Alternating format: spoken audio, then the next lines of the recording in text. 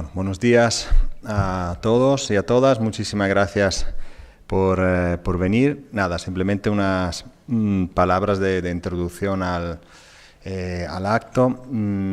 Como editor, bueno, el equipo, estamos aquí, el editor y coeditor de la revista de Spanish, queríamos agradecer a la Facultad de Psicología y a nuestro decano, que no ha podido estar aquí hoy, el apoyo para la organización de este evento, y, como no, al Colegio Oficial de la Psicología de Madrid, que tenemos la suerte de tener aquí la vicedecana que le representa.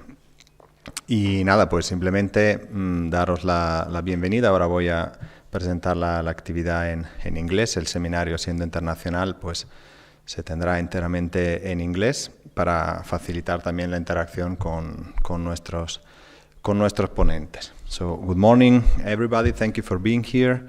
And before starting with the 10th International Seminar organized by the Spanish Journal of Psychology, I will sincerely thank our owners, so the Faculty of Psychology of Complutense University of Madrid, our Dean, who is not able to be here today, and the Colegio Oficial de la Psicología de Madrid. The Colegio Oficial de la Psicología de Madrid is our professional bond of psychologists here in Madrid, one of the most important, I would say, in Spain. And I will sincerely thank you because you're always very, very sensitive to all our scientific initiatives. And, well, therefore I will kindly welcome Timanfaya Hernández, Vice Dean of the Colegio Oficial de la Psicología de Madrid, who will briefly give us an institutional point of view on the value of our seminar and on such type of initiatives. Thank you very much. Okay, thank you very much. Good morning to everybody. It's a great pleasure for me to be here with all of you, and thank you for inviting me. I would like to thank the Universidad Complutense de Madrid and the Spanish Journal of Psychology, and I'm very, very short intervention, and for me it's essential to address what this event is about, and therefore I would like to highlight on two aspects that I believe that are fundamental. The first one is about the gender difference in psychological research. Take into account the gender perspective is a central element in our area. This perspective explains phenomena that until now had not been taken into consideration. And the second one is the value of the equality in our area of expertise, that until a few years ago it has not been easy to find female reference. As you know, I am representing the Colegio Oficial de la Psicología Madrid, our regional association, which represents more than 20,000 professionals, and our commitment is clear: to promote quality from the conviction that we, as a professional body, as well as the university, must be closer, creating and working on converging lines of action that materialize this purpose. The inclusion for us of gender dimensions improves the quality, improves the rigor, and improves the creativity of research. And now I hope you find this international seminar very, very interesting. I'm sure that, and enjoy. Thank you very much. Thank you so much. And again, thank you for making a little space in your busy agenda. We know that you are we are involved as a professional bond in a lot of initiatives, and it's really a pleasure for us to have this strict collaboration, trying to finding some match like this specific event. And next I will introduce to you Professor Alfredo Rodriguez Muñoz, who is the co-editor of the Spanish Journal of Psychology. I want to personally thank Alfredo for all the work done in organizing this seminar, so bringing all those relevant speakers all together is not an easy task, actually, but he did it, so really congratulations and thanks so much. Alfredo will introduce to you a little bit the main idea of the seminar, so briefly the content, the logic of the seminar, and I think a little introduction on why this topic is timely and relevant. So again, Alfredo, thank you very much. Thank you, Mirko. Well, it seems that welcome everyone. Thank you for being here. Some people, I think, is skipping the initial part. They will go directly for the first speaker because we have like 300 person registered for attending, and now they are just skipping the protocolarian part. Like I'm not really into this. It doesn't matter because we are going to begin with really interesting things. I have to, again, thanks to Colegio Oficial de la Psicología de Madrid, Decanato, for all the help. I have to also thank Anna, that is always essential in all the activities of the journal, and as well all the people that is working behind for this to be done. Also to Carolina Marin from Decanato, who is really pushing and helping us to really help in all this event, which is complicated to have it here at the faculty. And also I would like to thank all the technicians who are behind all this. We have some problems for the streaming, but with all the work of a lot of people, this can be solved, so thank to all of them. And I have to give a little bit of context for this seminar. I'm going to be brief because you can be thinking like a man talking about women's issue. I don't want to patronize or do any kind of mansplaining. But as the organizer, I want to set a little bit the stage of the context. No, we are all aware of the increasing sensitivity of the society for the women's issues. In our country, we have seen a lot of development in the rights women movement, and I think with that idea is how the seminar was emerging in our annual seminar series. But I want to share with you, as we are not so many in the room right now, a small history with you about how needed it is to have this seminar in our faculty. When we were organizing this, we were beginning to give the information. It's going to be about women issues, is going to be all the females speakers, and it was a little bit controversial, this issue. For me, it makes no sense. No controversy at all, but in one of these discussions, one of the senior professors of the faculty, I will never say the name, obviously, because it's not something that I can share with you, but he told me, well, but this thing of the discrimination against women in the workplace, it doesn't exist. It's more like a theoretical concept. So I understood that it was really, really necessary to have this seminar. Although probably those people who think in that way are not going to be present in the room. Those are the most needed to attend the seminar, but I think it's interesting. Basically, it's to bring into the table things that are happening in the society, and it's important to also have the view from psychology. And also I want to share with you a couple of data for understanding what is this idea of gender gap or gender biases nowadays in our society, okay? As you know, I want to share with you some information from psychology. As you know, because you are psychology students, some of you, in general, the psychology students are female. It makes sense that the professors at the early stages and at the more advanced phases has to be female most of the time, no?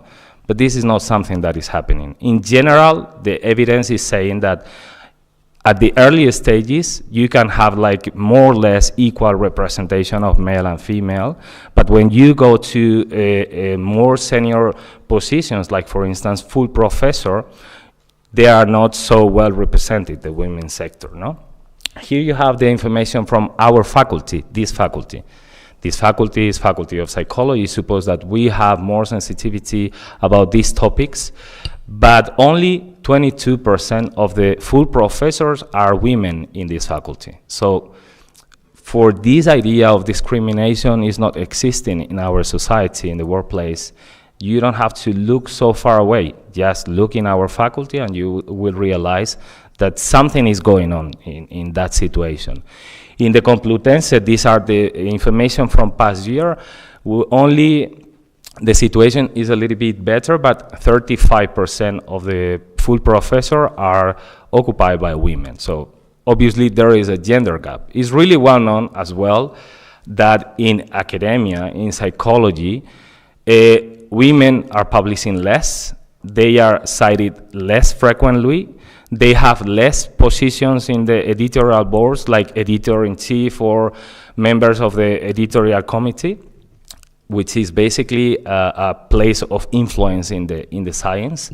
And also they have less public recognitions in terms of prizes or social recognition.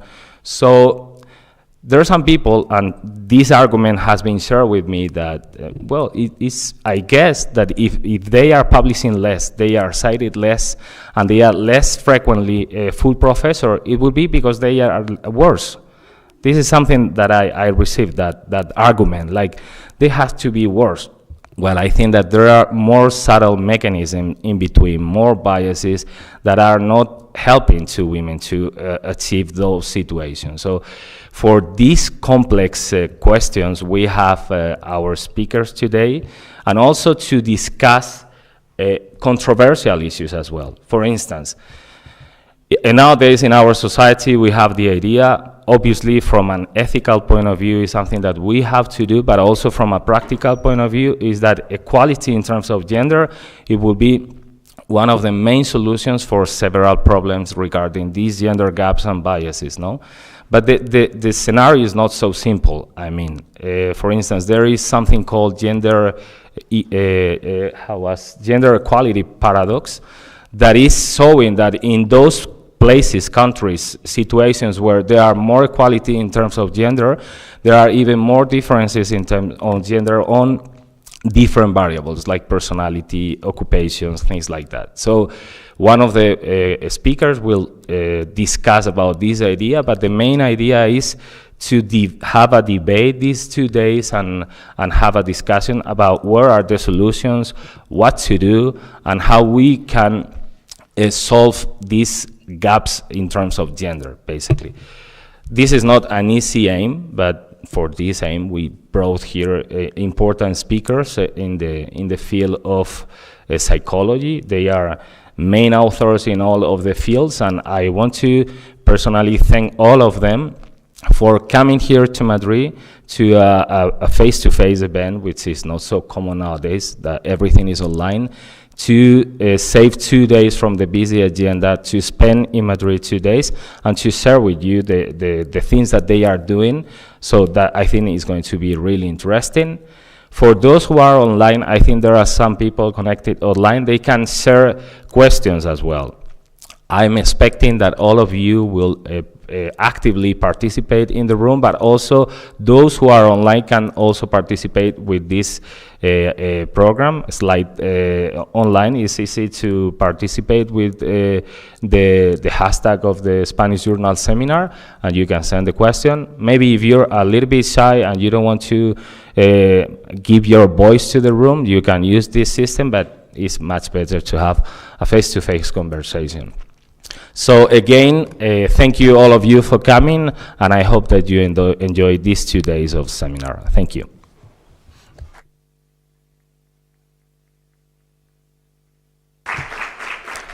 By the way, I think it's time to introduce the first presenter. The first presenter is Evangelia De Meruti, or Eva De Meruti. I don't know which one do you prefer, the formal one or the informal. Eva is a really well-known researcher in the field of work and organizational psychology. I have a brief bio, but she has been doing so many things that maybe we can spend 10 minutes explaining the CV, but I will give you some information. She's working in the Eindhoven University of Technology in the Netherlands. She's also visiting professor in South Africa, and the main role that she's going to share with us today, that she's the Chief of Diversity Officer at the Eindhoven University of Technology.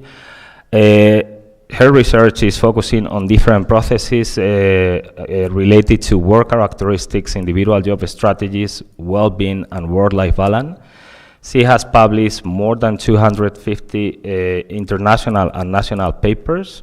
She's ranked one of the most cited researchers in our field. And also, nowadays, she is also the president of the European Association of Work and Organizational Psychology. So, Eva, thank you for coming, and please bring to...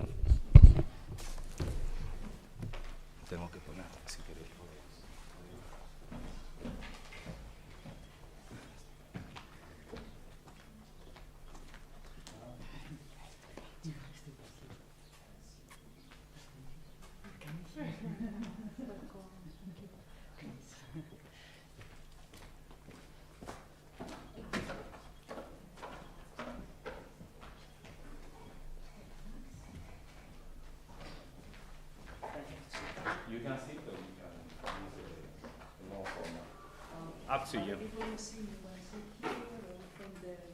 It's okay because it's a general. Oops.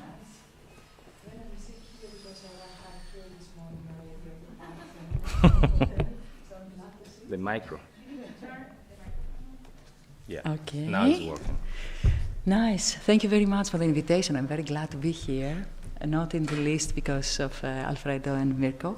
I'm very happy to be here. I feel always home because I come from Greece, as you know. So it is like, I come in the taxi and I say, oh, every taxi driver looks like my father.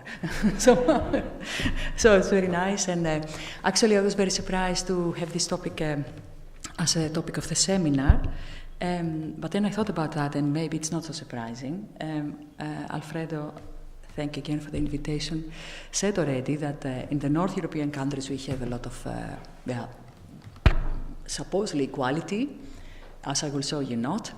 In the South European countries we do have more equality, but then as I saw in the figures of Alfredo at the university, that's again not going very well. I will tell you a little bit about a radical intervention or radical policy that we introduced in our university, which is very unique actually for this topic. Let's start a little bit about the context. If you type famous scientists, you see a number of, many men and a few women there. Among them is Marie Curie and the 2 or 3 women in the top 15. As you know, a scientist should be a man. All these characteristics of a scientist are theoretically men. And that is also not surprising that at the top of universities in the Netherlands, they are occupied particularly by men. Here you see the percentage of female academic staff. The red one is the full professors. The dark blue is the associate professors, the light blue is the assistant professors, and the top line is postdocs. As you see, the further you come in the hierarchy, the less percentage of females you see.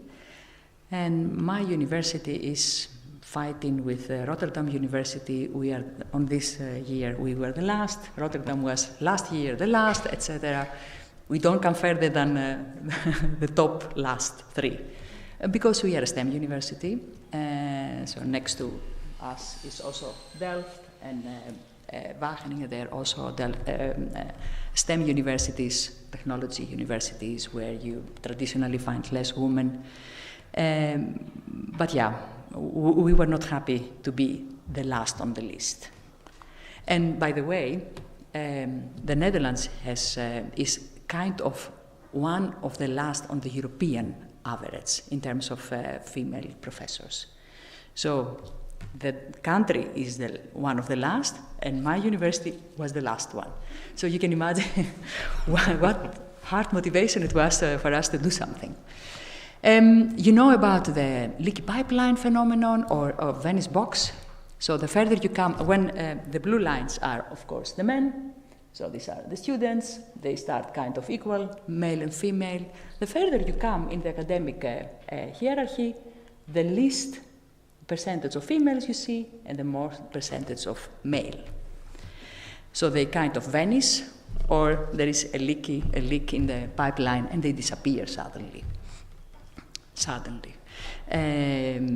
So that is a known phenomenon, and there is also, of course, there has been some kind of interventions to see what can be done to restore it, to correct this leak in the pipeline, or to close this box, this Vanish box. So there are different kind of approaches that can be an individual or structural approach. Individual is, of course, what can you do? Structural is what can the organization do? And a structural approach can be like, we try to do everything like fair, and this fairness argument that we have seen that doesn't really work. Or you say, women and men, like what Alfredo said, they have the same chances. They just don't come, or they don't like to work here. But we have to have 2 finalists in every committee, and to choose the men. So that is the one approach, and the other is a radical approach, like quota, that occurs actually mainly. So you say 50% of our leaders should be female. So if there is a vacancy and you have 60% male, then that vacancy should be for a female. You wait as long as you find a female. So that is the quota. But then we thought that this is actually it's very debated, because immediately this woman that is hired gets to hear that she got the position because she's a woman, not because she was a good one. And so there is actually a stigma for the person that is filling in the quota of the specific organization. We did a radical intervention, so we did something else than the quota. And disruptive interventions are shown actually to do more than what they are supposed to do. For instance, Marieke van der Birk and Benschop, they found that in the police, where they used the quota, that it was not only that it changed the percentages of police top management to have more females, which is very, very important actually for a police, because that is a place where people not necessarily have to be macho to motivate the society to behave healthy and safely. What it also does is to uncover the biases that people have about what they consider good. What kind of processes they use to select people, were they fair processes or were they not? These processes, they selected me as well, and the woman, but they were fair for me, but they are not fair for the woman, or what happens there? So there is a lot of discussion and things, and doubts, and they open actually a topic that, and discuss a topic that was not meant before. That is also one thing that happens by having this kind of disruptive interventions, which in the end can open up the channels for a cultural change, which is very hard necessary in this context. So the goal of this presentation that should last about 30 minutes, right? Yeah, something like that. I can talk for ages because I have been busy with that since 2017. I will tell you if we have time how it is to work as a chief diversity officer in a technology university. By the way, I'm a chief diversity officer of myself because I get financed by the executive board for 20% of my salary, so they pay my group to be busy with that. And there is another HR policy advisor that is about 1.5 days busy with diversity. And so I'm chief of myself and this one day of another person. But by the way, that is not a problem because there are more people who are busy with that. So I will present you a thorough evaluation of this radical gender equality intervention that we implemented in my university. Show you the role of different players, actually, of different factors and the dynamics in the implementation process. So we could follow really the whole process of the implementation and to investigate it with using data. And actually, how does this policy contribute to change by showing you the objective and subjective consequences of this. We are still evaluating the policy, by the way, but here is the first evaluation. So what I will focus on is we used actually the strategic HRM model, which talks about the factors that influence the implementation of a policy. And every policy has an intended character or an actual character, what actually was implemented, or a perceived policy. So these three things, they don't overlap always. And there are factors that influence how a policy is implemented. And we focused in our case on macro, meso, and micro factors. Macro factors were societal beliefs, which, as you will see, influenced also how we as a university implemented this process, and the national legislation and even the European legislation was influencing how our policy was implemented. You will be surprised how it happened. Meso factors were the organizational decision-making and the professors and the HR people and the scouting team that were helping to implement this policy. And the micro is what people believed and how they perceived it. As outcomes, you see that we have objective and subjective ones. I will show you the numbers because this policy was meant to increase the percentage of females. So I will show you what it changed in terms of percentage of females in our different hierarchical levels, and what people perceived about how important they perceived this policy in our university, which was, of course, initially not necessary, as Alfredo said. So it all started in 2019 when the executive board was looking years over years the percentage of females and seeing hardly any differences. When I started working at the university, there were only 5% female professors. So wherever I went, I was the only woman, and everybody was looking at me. What is he doing here? Particularly a woman and a foreign woman and a psychologist in a technology university. So more extreme diverse you cannot be in this context. So, but intersectionality actually means that when you have two characteristics that make you a minority, you are not a minority anymore if you have that. No, I don't know. It is very hard the whole time, I can tell you from personal experience, to persuade these men. So we started 2019. It was a top-down decision after, in my diversity committee, where I'm that I created, the president of the university was also part, and he was watching every year that we don't see any changes and that everything goes very slow.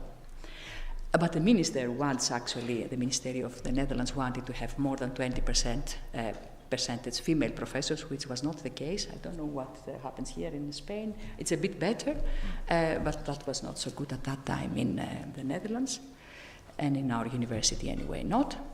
So in June, we kind of specified, we thought we don't put quota, because quota is not good for the individual. We put the women, the talented women that will come to work with us, we put them in a spotlight as fellows. So we introduced the Irene Curie Fellowship, which is, Irene Curie is the daughter of Marie Curie, but she also got a Nobel Prize, and she was also a colleague of her mother. She also did the same kind of study, chemistry, which is one of the departments also in our university, so people associated also with that. So the policy was such that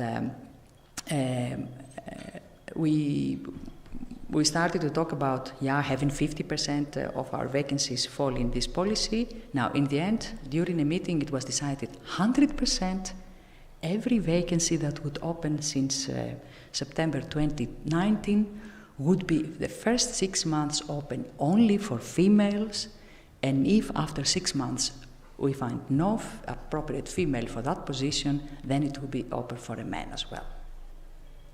Yeah? So 100% every vacancy would be first open for female candidates. So male candidates were not welcomed to apply to our positions, and they were welcome to apply to our positions after the 6 months.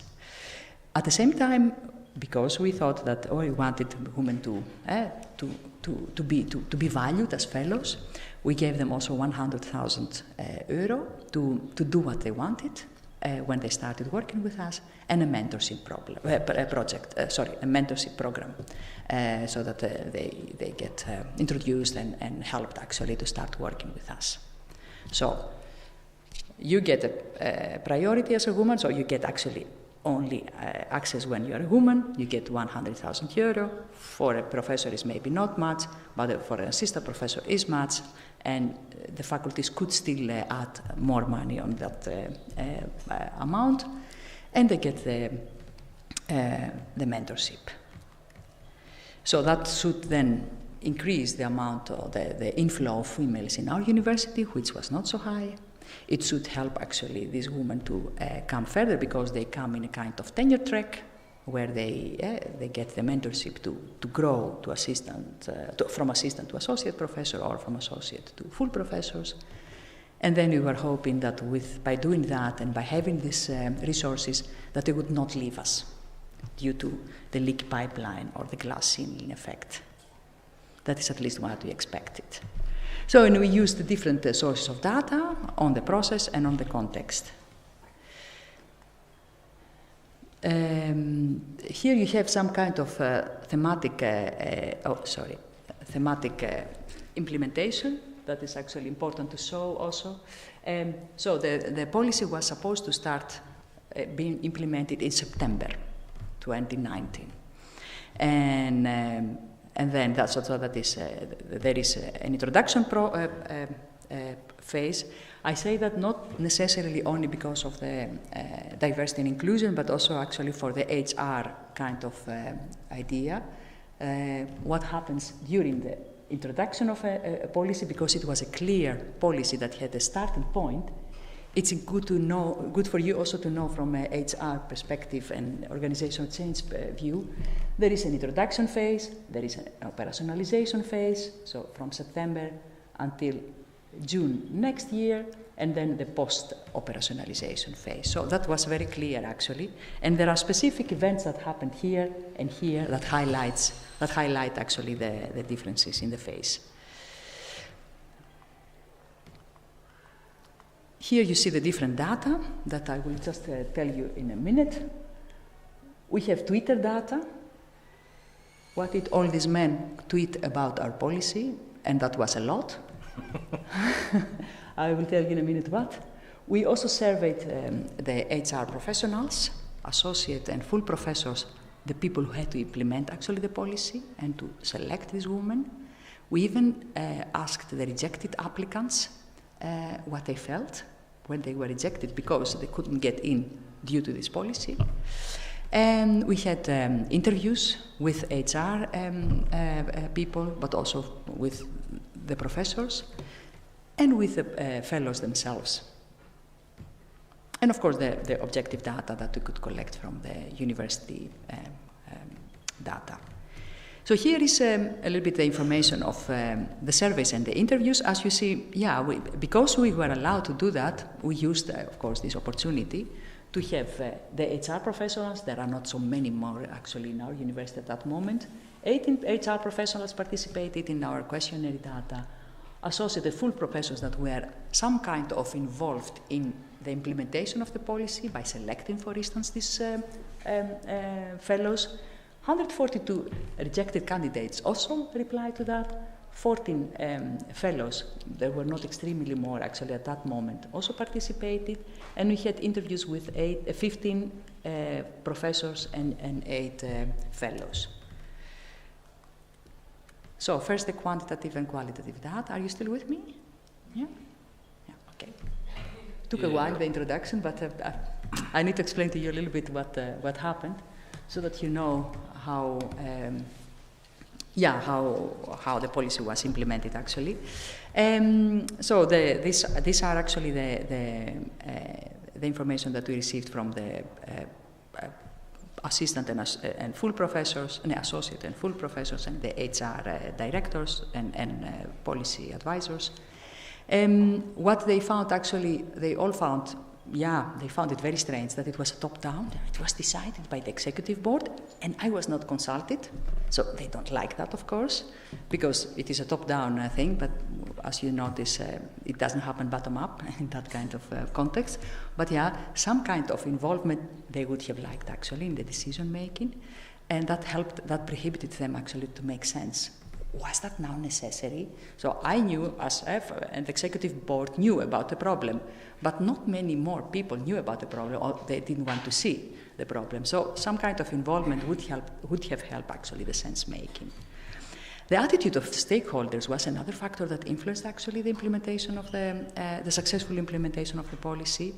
It was very interesting to say, it is a good way to get more women in our university, but actually it's not appropriate, and I don't agree. So if you drive slowly on the highway, it's good to have less emissions of carbon monoxide, but actually I don't like it. That's the same kind of idea. The HR professionals and the female fellows, of course, they were more positive about that, and actually they were more implementation agents. There were also challenges and opportunities that I will tell you further on, and the attitudes of the leader was actually recognized as the most important factor of the success of the implementation. If the leader doesn't believe that this is a good policy, even if the woman comes there, it will not work very well. So that is actually what many people said, that it is an important factor. And of course, the implementation behavior, how people implement that, the key players, that influences also the success of this policy. The challenges, many people thought that the men are excluded. They are not fairly treated, of course. The young men, several of them approached me, some called me and said, what is this? What do you do? Because they knew, of course, that it was the diversity officer and the executive board that we started that. So I got nasty telephone calls, but okay. And some things also on the internet as well. But okay, you don't see them. Other challenges that people also named was that the women were perceived actually also a little bit negative, so stigmatized. The structural differences, they don't disappear. They come there in a hierarchical organization. I don't know how hierarchical here the universities are, but in the Netherlands they are very hierarchical. Diana, do you agree? They are very hierarchical. I have another Dutch person that can confirm or disconfirm what I say. The people were concerned that we would lower the criteria and the level what we select actually, that we will let in women because they are women and not because they are good. And other challenges were of course that some of the women that came in, they didn't even know that they had the 100,000 euro that they could spend and how they could get access to this 100,000 euro, because they hardly had any discussion with their leader. So these things, of course, happen as well next to the policy, how the organization operates. Opportunities were also plenty. There was a lot of discussion, a lot of in between the employees, the university trade union. They approved the policy, but they also opened up the discussion with the different faculties. Some faculties even offered more money, as I said. But many people said that actually, and particularly women, they were proud to work in an employer that takes this very drastic and blunt action, and that what they want to do, they also stand behind it, and they invest effort and money to do that, and they stand on their position. So people liked it actually to see it, that the university believes it and supports it and consistently behaves in the way that supports this policy. The program was also valuable for students because students noticed that this organization is doing something to attract a disadvantaged group. But then look at the Twitter data. We had, as I said, the introduction, operationalization, and post-operationalization phase. We got the data from the information department, and I will guide you a little bit to the most important thing. So we got the most tweets in the introduction phase, 15,000. Not so many in the operationalization phase, 1,500. It was quiet, it was standing still. Maybe some journalists thought about that, and then there were some tweets again, but not so many. And then the post-operationalization phase, it was again a little bit peak of 3,500. The tweets came mainly from men, and they were negative. Just a moment, where does it say it? Here you see a little bit about, here. Tweets related to discrimination and claims, so could be categorized 480 versus positive were only 45, 49 versus 16, 49 negative, 16 positive. So the content was men, women, work, etc.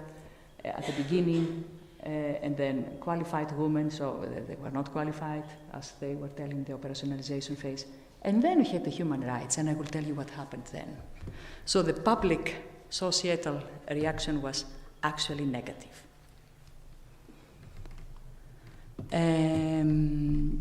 So the takeaway from this is, involve people at the beginning of the change so that they contribute to that, then they feel excluded. Communicate actually the expectations and roles, what everybody has to do. Commit the leaders so that they support the change instead of blocking or not contributing to that. And so have some kind of onboarding of these people, because that is not enough to just bring them in. And we notice also now that many of them go away also. Then we have the what happened in between is actually I hope that I have it here. I will tell it later on. Then we have the organizational data. What happened? Did many women come actually to our university? Here is the percentage of female from 2010 to 2019, when the policy was implemented, and 2020, the year that the policy was implemented 100%. As you see, there were 38% female hires, professors, 33 associate professors, and 51 assistant professors on this year, when the policy was meant to be 100% females.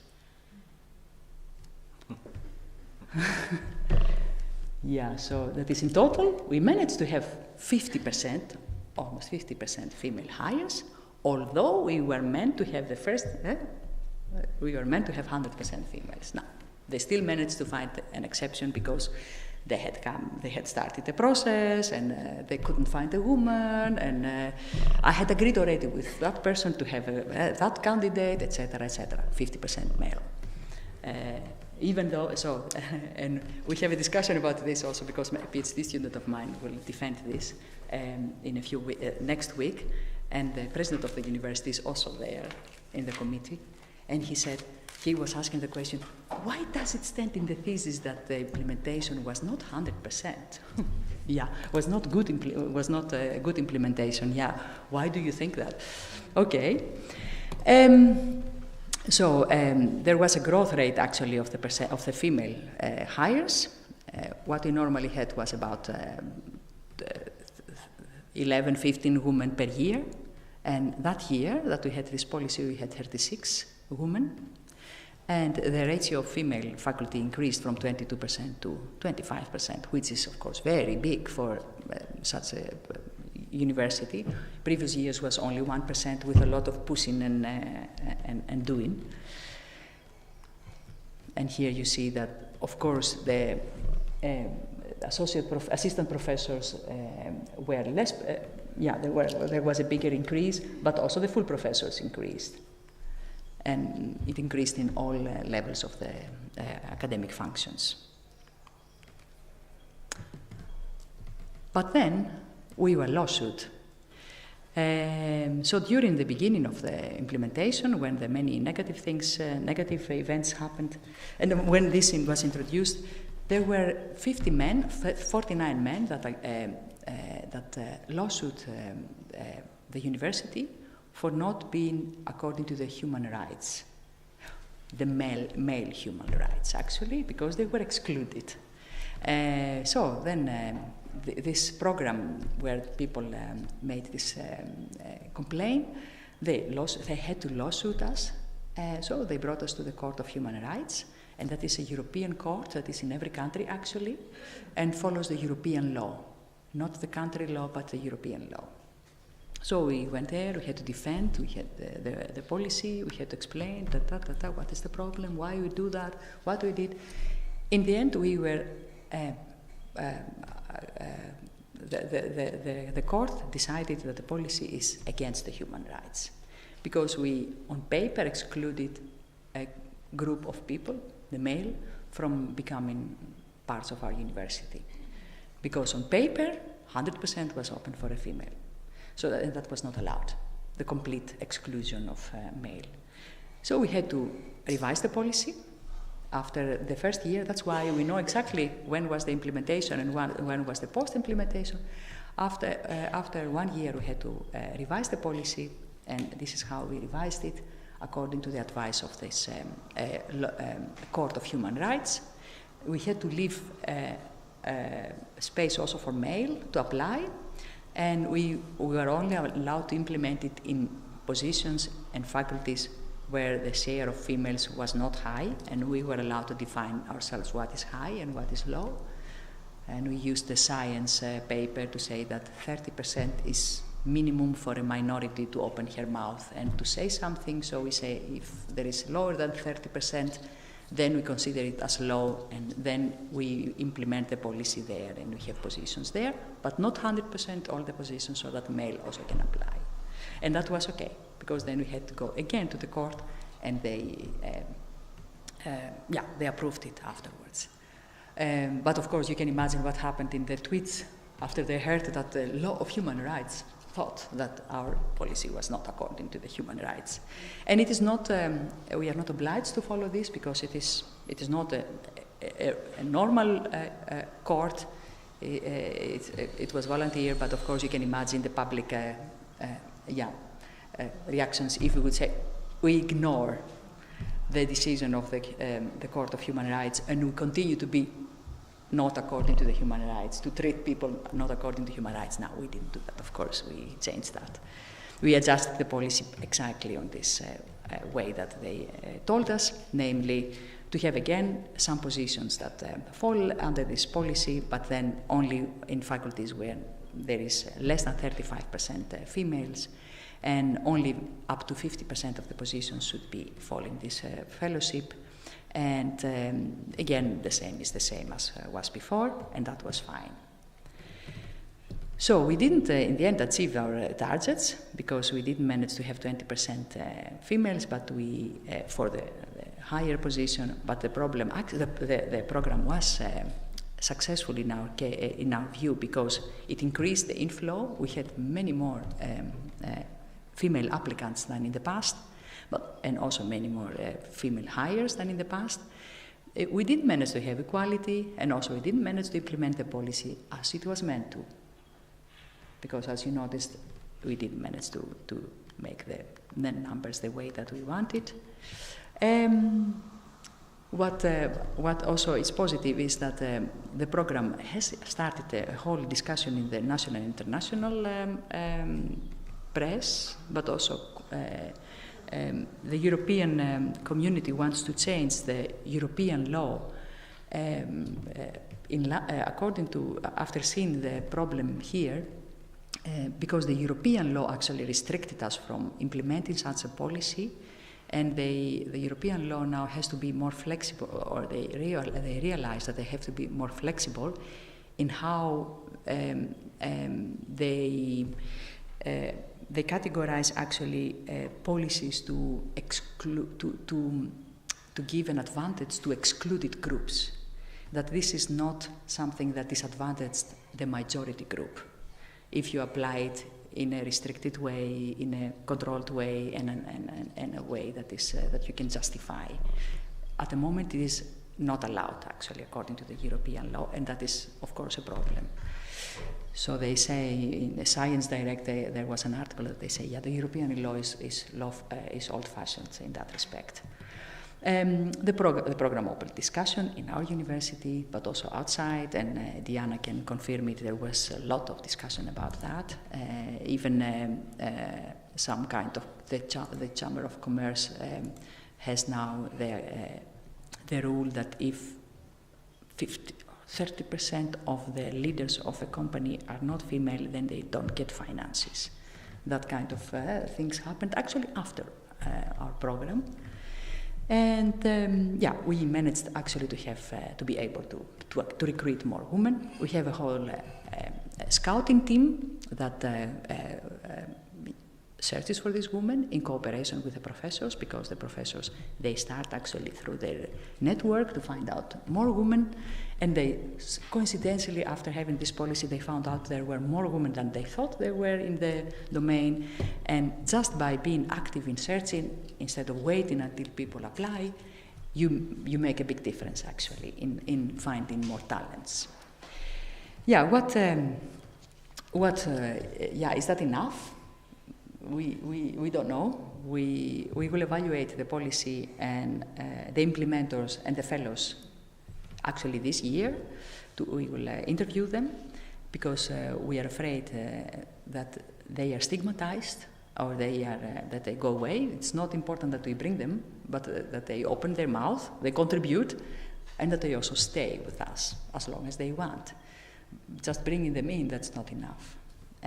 So that was actually a cartoon that came out for my university. Yeah, we hire women, but then we will listen. We are going to try to listen to them from 2022, but that was published in 2019. So in 3 years you're going to listen to them. Actually, that is what they were telling. So what else we did? Actually, I missed some slides. I don't know why. I had some numbers here, but anyway, we don't do only that. We follow this gender equality program of the EU, where we also have 3 different domains that the university have to operate in order to improve diversity. They have to fix the numbers, people who come to work, the percentage of different minority groups. We have to fix the institution, the way that the organizations are run. We have to fix the knowledge, education, the dimension in the diversity in research and that kind of. And if you don't have such a plan as an organization, you don't have access to the European money, which is a good development, I would say. The question is whether that is implemented. But at least people in every university had started to think about this kind of things. And my view to that is, of course, it's important to have to bring in diverse people, and that will not happen automatically. That's an effortful procedure, as you noticed. But we also need to change to think of how we organize the organization procedures, the decision making, so that D&I actually is part of every procedure in the university, and that doesn't exclude females. For instance, one of the things that they told us at the court, and we had as a criterion to grow from assistant professor to associate professor, is to have stayed in a foreign country for so many months, which is not possible for a female that just got kids, because that is exactly the period that an assistant female professor is has the rush hour. You cannot go abroad, but that was a prerequisite. So that is actually a procedure that hinders the promotion of women or these diverse people to come further. To my view, universities, like my university, have to become more agile, which they are not. They have a clear structure, dean, vice dean, whatever, all these people that are on the top of this pyramid, professors, people below them. It has to be less hierarchical, flatter, and it has to be more adaptive, actually, and more human-oriented than process-oriented. They have become like companies nowadays. I don't know whether that's here the case, but we have managers and people like that come in universities and they work, they operate with Excel sheets and all this knowledge, innovation, openness. That's not part of the universities nowadays, at least not in the Netherlands, to my view. So that doesn't promote actually also diversity and inclusion. So therefore, I'm talking about diversity and inclusion 2.0. What I presented was minus 0.2. This is now what should be the future. And so my final thing is indeed that diversity and inclusion is something that brings a lot of advantages for individuals, organizations, and the society. We were just talking with Alfredo that a non-diverse and non-inclusive environment is not only unpleasant for the minority, but also for the majority that operates there. They feel also the tension of a masculine organization, for instance, an organization that excludes groups. It is not about numbers, but it is also an effortful and a continuous process. I'm constantly busy. I just checked last week how the gender-neutral toilets should look like, what signs we put, where we put them. Can it be together with male and female? How much? All these kind of things, it's very important to take care of that. Clear policy, commitment from different levels. And of course, it means that you design the jobs and the organization for everyone. So that is actually meant to be good for everyone, not only for the minority group. So that is my argument in that respect. Yeah, so with that, I'd like to thank you. I hope that it was clear to you. And I hope that this is something that you maybe want to. Thank you. To implement somewhere else.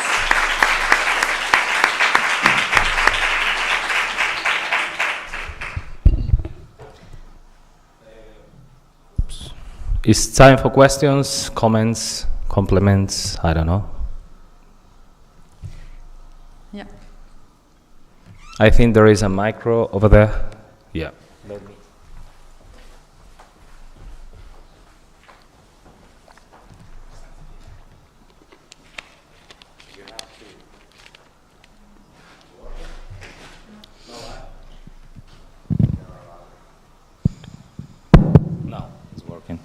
But I think you have to put them out.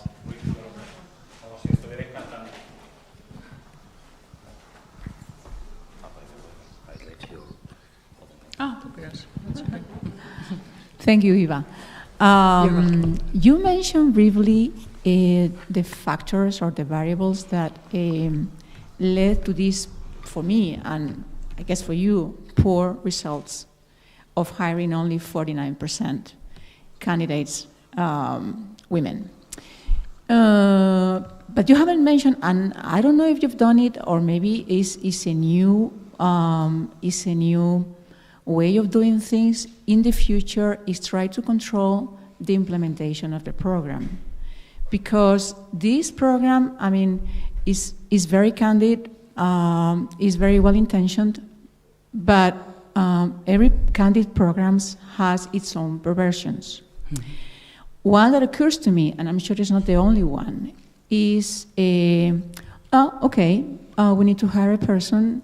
You have 6 months to find a woman, and then if I am a male professor and in a department full of male professors and I want to hire a man, it's just a simple question of not searching for women or dropping them out of the process because I say I don't like them, they don't fulfill the requirements even if they do, and then wait for 6 months, and after the 6 months, okay, guys, come along. So I wonder if you talk to us about if you actually made a bit of control of the program, of implementation, or is something to be done in the future? Yeah, that's a good question, but it is also a very difficult one. I know. Because you cannot act like a dictator to say, we said 100%. And yeah, they will always find a way to exclude the vacancy that they have, the candidates that applied, they don't fit to the job description. So it's a whole multiple thing, actually. On the one hand, you need to involve the people, that they contribute. You should not do that top-down. You have to have different people to implement that. And all these people can redefine the policy. So you're dependent on how they will redefine it and how they find a way out there. Although you tell them, this is the goal, and this is what we want, and we will control it afterwards. We controlled it indeed if they didn't implement that. We had a whole scouting team that checked the vacancy text, so that the texts were not a picture of their friend, male, that they had in mind to apply for the position, that they are broader, more possible candidates. But in the end, the hardcore will continue to do the same behavior. And even if you tell them that was not good, they hired them already. You are dependent on many players, as I saw it here. And all these players, they had to come in that direction. So you need to persuade all these players to have some control, of course, but you cannot enforce them.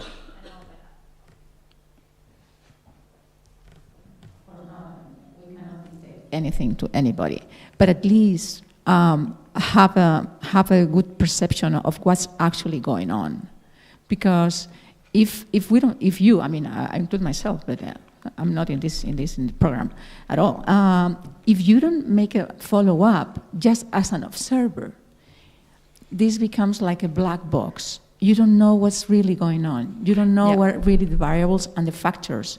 Mm-hmm. If you know the variables and the factors, you can implement new lines in order to promote that these male hiring people become more willing to follow that program. That was only my point, of course, not dictating anything. Yeah, no, but everything is visible. We have the business intelligence tool for the university, so every employee of the university can see exactly at the real time how much percentage is male, female, in that position, the hires, everything. Everything is visible for everyone. So, and the executive board goes twice a year to the faculties to check the finances, the whatever, the projects, and this. And still, it isn't. The biases are not visible, and we offer the de-bias training. We have done that. What we also have, I don't know whether we have it here, because of course that is the starting point. We have offered the de-bias training, and we have people appointed at the university, a group of people that can be in every position, selection position. So there is always in every selection procedure 1 or 2 members that have been trained for de-bias training and selection training, and that have seen many different selection procedures. And they are outside the position that is now open. So they are actually the experts.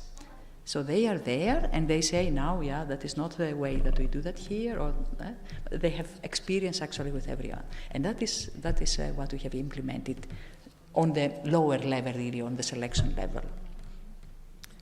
Thank you. Is this working? Yeah. Is it working? Yes. Okay.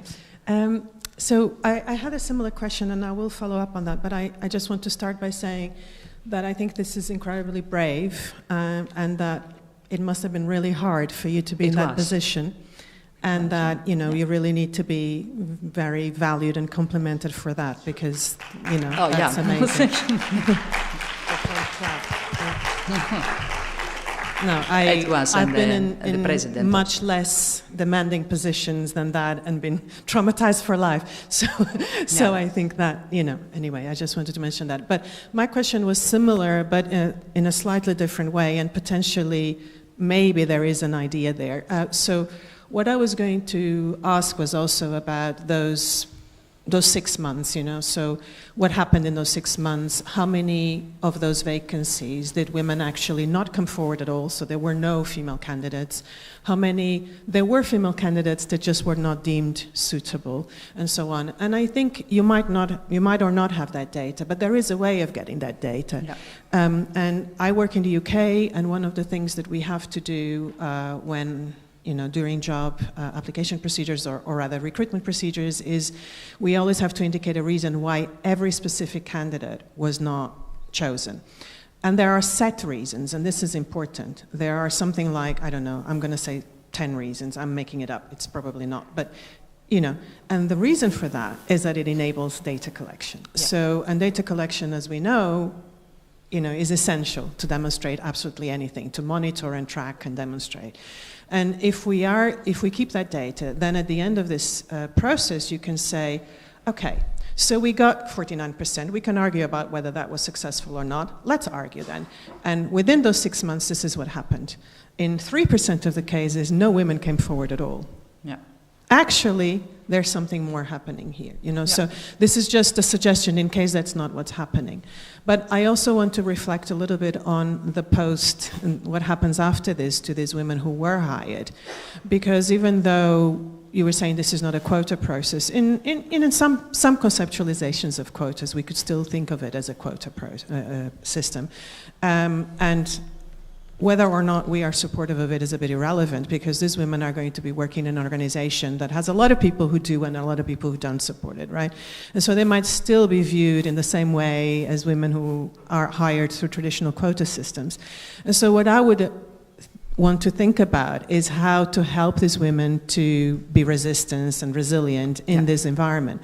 Yeah. And one of the things that I personally have felt, because I'm also a Southern European woman in a Northern European environment, the only woman most of the time, the only Southern European most of the time, the only non-native English speaker most of the time. So as you know, the same situation. So one of the things that has helped me a huge amount is the idea that I'm not there just for myself, I'm there for the ones that follow me. And that really helps because it takes you out of yourself into a frame of mind that is much more, okay, so maybe people doubt me, maybe people, but how well I do is important for the rest of the women who come after, for the rest of the Southern Europeans who come after, etc. And I don't know if that is part of the mentoring system that is being given, but it could become. Anyway, so just suggestions. No, that is so. They are good suggestions, and we have thought about that. And indeed, we collect already, but it is not systematically put.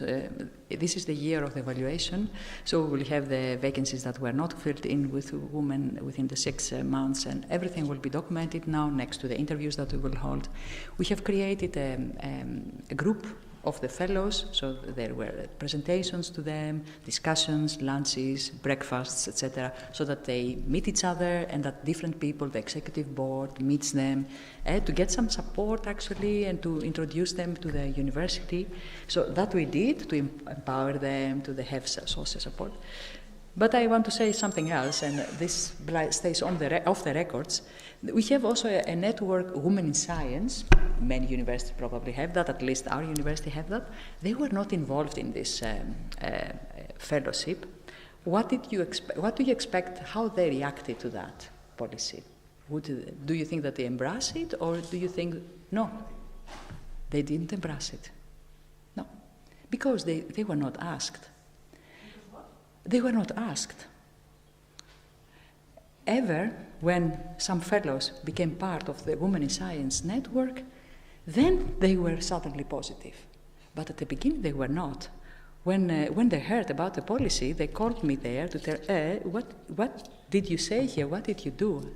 I was more than, I could fall from my chair, actually, when I heard the Women in Science not liking to have this fellowship because they were not consulted and involved in the process.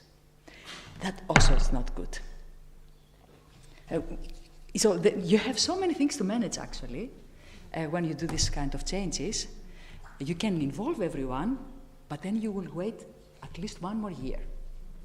At least 1 more year, and then maybe someone else thinks that something, and then you cannot do so much. That is a little bit a thing. On the one hand, it's good to involve everyone. On the other hand, if you involve everyone, everybody finds something. Hi, thank you for my name is Marta Paricio. I am the head of the Master of Gender Studies here in Complutense University. We have a project of European Union to implementation and evaluation the equality plans equality plans in the university. We receive a lot of resistance in this and other universities to do this. The data is similar or your data. My question is, I think, a simple question, but not so easy. But do you think that your program improved the number of women working in the university in this year, in 2023? Because maybe the change. Relapsed. Yeah. Yes, it's a long place, a long time. Sorry. Yeah. I don't know if you have data. Sorry. Yeah. Now I don't have the 22 data, but what happens is, of course, that we don't. It doesn't go so fast anymore because you could not do that to the 100% on paper, but we have still several positions, 1/3 minimal, that fall under this, and that helps. And now there is a whole mechanism behind it and know-how, how to do it, to also find female candidates. So it is growing, but not so hard. Yeah. So you need this drastic intervention so that you get the higher numbers. Yeah, you cannot do that, and then it has to stabilize a little bit, but it goes a bit faster than before. Yeah. Alicia Grandi from the US, and we face many of these same issues. We just had this policies about racial equality struck down by our Supreme Court. So again, thank you for the work you do. I was curious about the qualitative data, the women's experience and reactions to the policy. I could imagine you said there's mostly positive responses and appreciation for the policy. I could also imagine some women not wanting to come to a place where they would be identified with that stigma of I'm only here because I'm a woman. Yeah. And perhaps it signals this is not a good place to come if they need such a policy. Yeah. Did you analyze that in more detail, and what will you do with that data? Yeah, so we did we actually asked the candidates, why did you apply actually to the position? Several of them didn't know about the policy. Some did, so that was not the reason to come to work at the university. The reason was the people that work there and the facilities that they have at the university. That's actually the main reason why people apply for a position. The policy and the €100,000 was actually, they didn't know that. So that's also something with our communication department that didn't work very well. So that was not the reason for them to come. But when they noticed about that, they valued it. The candidates. The people who were working, the women that were working at the university, I said already one reaction. Another kind of reactions were sending WhatsApp messages to the rector. What is this? I don't agree with this policy. The female, the male as well, but the female as well. So we had every day a hotline with a president of the university. Now that one said again that doesn't agree, and that. So I had to go to several places within the university for the people that were working already, and they were not fellows. They wouldn't get the €100,000. They didn't get a lot of attention, etc., etc. They didn't come to a track. You know, all these things they don't get the people that are there. To be not so negative about that and to understand the importance of this. So we had to manage that people as well. They were also negative, also from women, from the outside and the inside. Yeah. I have a question for you. Well, first of all, thank you very much for your kind presentation. So nice to share all this experience. So it was like a few days ago, I was talking to a colleague, a female colleague, and she was asking me, it was of course a provocatory question, no? So it's like, not my opinion, I would just would like to hear your opinion about such type of arguments. So the thing is, you show clear data that there is a high percentage of women in an early stage of career, like PhD, and then this percentage is decreasing, going up to upper position. Yeah. The question is it a demonstration of discrimination, or might it be that there's something else, including that women do not want to reach this position? Mm-hmm. So this is the type of argument I would like to hear your opinion and the other speakers' opinion too. There is research on that when female and male start to study, even in STEM context, STEM studies, they have the same ambition. And then the further they come, the lower the ambition of female students to stay in the sector. Although they start with the same ambition, actually. So I didn't present these studies. I have several studies of that because that's indeed a question. They don't have the ambition, or they don't have even the skills. Several, they cannot make it. And what happens there is, of course, in that context, they see all the professors, they are all male. All the people that they visit with their study to do the company visits, they are all male. So the roles that they see are disconfirming, actually, are not what they are, and that doesn't invite these people to be there. So they don't start with a different ambition. That is then socialized later on, and they have more difficulty actually to get promoted for the position. Yeah, Alfredo was talking about my CV, but that is not what they saw there. That it takes some time for a woman to be promoted. That doesn't happen for a man. They will not look always so precisely. So that is also other things that happen there. So the policies are not fair. But the ambition is the same, and the qualifications also. Several of them got lots of grants actually afterwards. So the university is proud of them, but not all the supervisors are proud of them. That is a little bit a thing, yeah. There was one more from a man, and I'm very happy to hear actually. Okay, this will be the last one. I mean, for following the schedule, this will be the last one. Thank you. Yeah. I would like to ask if there is any solution to these issues that doesn't involve like these disruptive interventions you talked about, because I don't think that discriminating against men as a compensation for the discrimination done to women is a fair solution. Yeah. No, that's exactly the question and the comment that I get from young men. It's completely understandable. And what do you answer to that question? Yeah, what do you answer? Indeed. You cannot be now punished for all these discriminating acts that the previous men did for the people that were before you. That is also very much understandable. We don't plea actually for having this kind of policies forever. What we hope actually, what our intention was to make such a drastic hit, so that people get to understand a little bit. What we do here is not good because we exclude a group of talented people.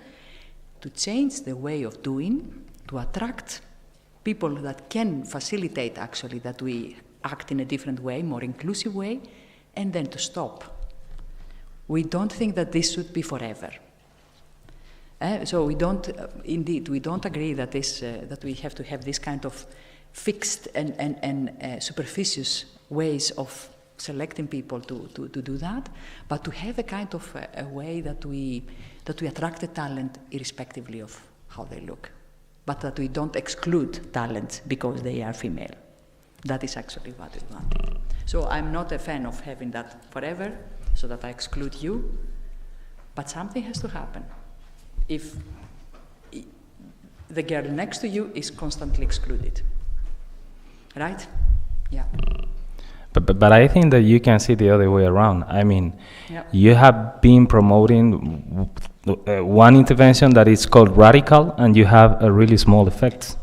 So maybe it's not so radical. You need to do more radical thing in terms of changing the structure, the committees. So that's probably the because you have done like a bottom-down intervention. Maybe you have to do a more structural intervention. So maybe it's not so radical. Although I think you receive a lot of hate all over the media and that thing, and it has to be really tough.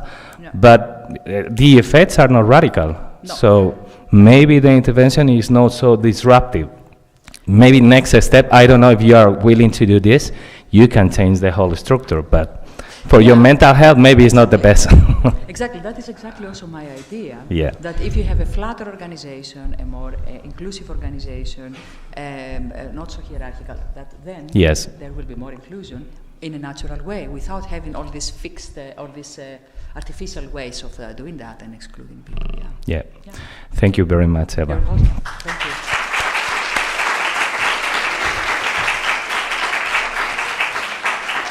Well, time for our next speaker. Our next speaker is Rosa Maria Baños. I'm going to introduce Rosa a little bit. Rosa is a well-known researcher in the field of clinical psychology. She's a professor in the University of Valencia, director of the research group Lapsitec. It's not Valencian, I mean, I don't know how to read that name, it doesn't matter.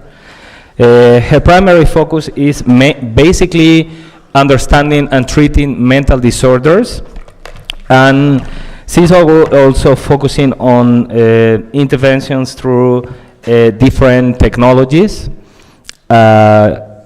She published several papers, a lot of papers. She has an incredible an index in the as one indicator of research quality.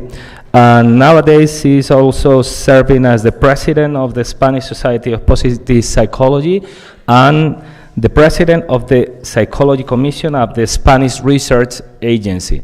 So, although Rosa has a lot of roles, maybe sometimes probably you're thinking too many roles, but today she's going to talk about the role of gender in mental health and psychological intervention.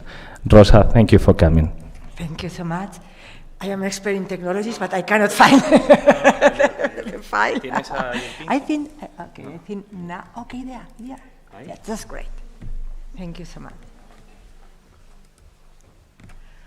Okay, thank you so much, and first of all, thanks Alfredo and all the organization to inviting me to this amazing workshop, an incredible workshop. I am going to talk a very different topic from the previous speaker. I am going to speak about mental health, and imagine that all of you know that there is a very popular idea that a woman, we are more prone to be mad, that there is a relationship between a woman and madness, and we are more vulnerable to mental disorders. And maybe, I don't know, but maybe this can something to do even with our ancient ideas and the ancient Greek antecedents. I don't know if you know that the Greek goddess of madness and rage was a woman, was a female. The name is Lysa. And Lysa worked in conjunction and together with some spirits that also were female, that are Manias, and they were together to perturb men. And of course, the god of the healing, the god of the cure and the medicine was male, that was Escapulario. I don't know if really this is the antecedents of this popular idea, but of course we can find this idea of this relationship between madness and women along all history. I don't know if you know this picture. It's very famous picture in psychopathology. He's Pinel in the French Revolution, freeing the mad people, and of course, one of the people who is the person who is freedom is a woman. And here you can also have this idea in these two long quotes that I extracted for two different books, but all of them with the same title, Women and Madness. Well, this is really a very complex problem, and there are a lot of angles, there are a lot of perspectives where we can observe this problem. So I think that the first thing I have to say is, which is my angle, where I'm located from. And I have to say that I am, as Alfredo said, I am a clinical psychologist. My expertise and my research domain is in psychopathology and psychological intervention. So I am not expertise in feminist psychology. I am not expertise in gender analysis, gender analysis in mental health. So for sure, I am going to leave out a lot of things, and for sure I am not covering all the elements that are involved in this very complex problem. As I said, it's complex. First, because gender is complex. It's a very complex concept. As you know, gender and sex is not the same, overlap, but it's not the same, and sometimes interact, especially in the case of mental health. And sometimes in mental health, we tend to confuse both concepts. And also because gender is not, bidimensional, it's not binary, it's a dimensional construct. So women are only a part of this dimension. And in that case, I am going to focus my talk only on women, not in the whole dimension. But it is also complex, not only because the gender concept is complex, but also because the mental health is very complex. As the WHO, the World Health Organization, recognized many years ago, in the middle of the last century, mental health is not only the absence of mental disorders. That means we need to consider at least two dimensions: the dimensions of mental disorder, the dimension of psychopathology, but we need also to consider the dimension of flourishing and well-being. And to flourish is not equal not to have a mental disorder. But because time restriction, I am going to focus only my talk on the axis on psychopathology. But there are also many differences and many things to talk about the other axis. And also mental health is very complex because it's determined by many factors. It's not only defined by individual characteristics, biological or psychological, but also is determined by a lot of social, cultural, political, environmental factors. And of course, gender is one of these, but it's one of these main factors that could help us to explain mental health concept. Gender is influenced not only mental health, it's influencing health in general. And there are many data talking about that women have a longer life than men, but poor health. That means less health than men. So that means that data said that women in general have higher rates of chronic diseases, of cognitive impairment, or even severe pain. And these outcomes in health are also in mental health, but they are also in mental health in all the variables or the dimensions of mental health. That means there are differences in prevalence, that means there are differences in vulnerability, there are differences in onset of the mental disorders, diagnosis, course, symptoms, long-term outcomes, or even treatment. Let's start by prevalence. In the prevalence data, there are some confusing data. Some data and statistics say that there are no differences at overall in mental health and between men and women. But when we go closely, then we see that in the perceived mental health, there are many differences. And for instance, you have here data from England and from Spain, and you can see that always women perceive their mental health poorer than women, than men, and also they receive more diagnosis of different mental disorders. And this difference, for instance, in this graphic, you can see that this difference started in the 16.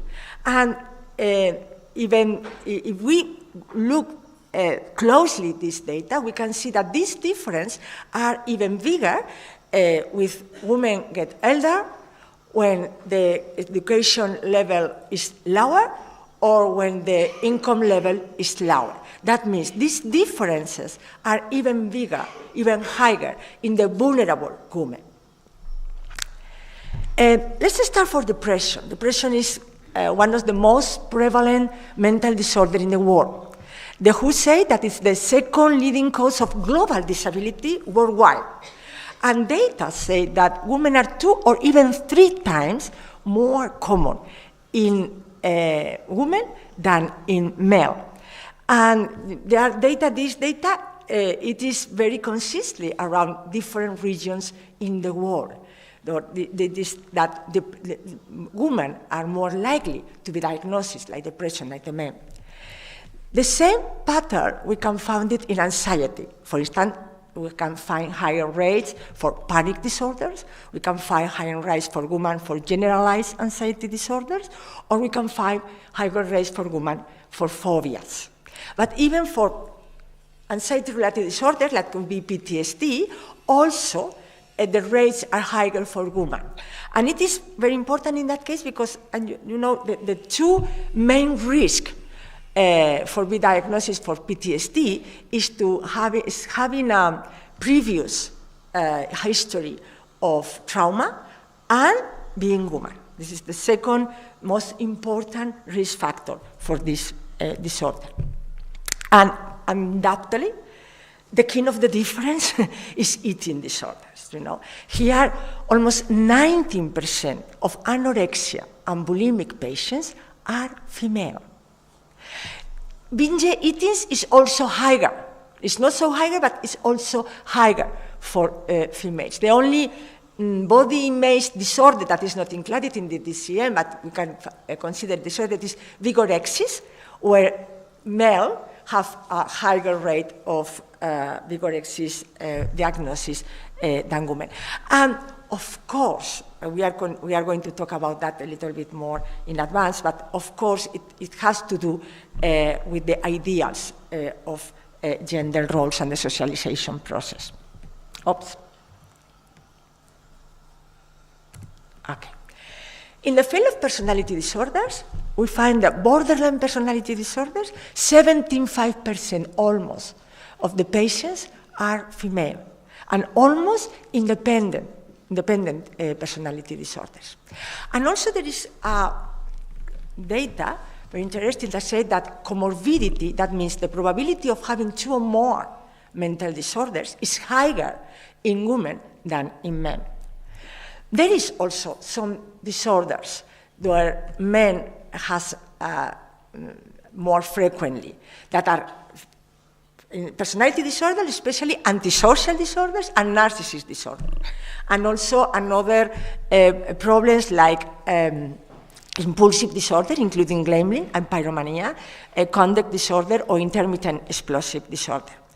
But maybe the problem where the men really has a significant higher frequency of diagnosis is alcohol use and abuse, where here the probability of abuse alcohol or drugs is 3 times more in men than women.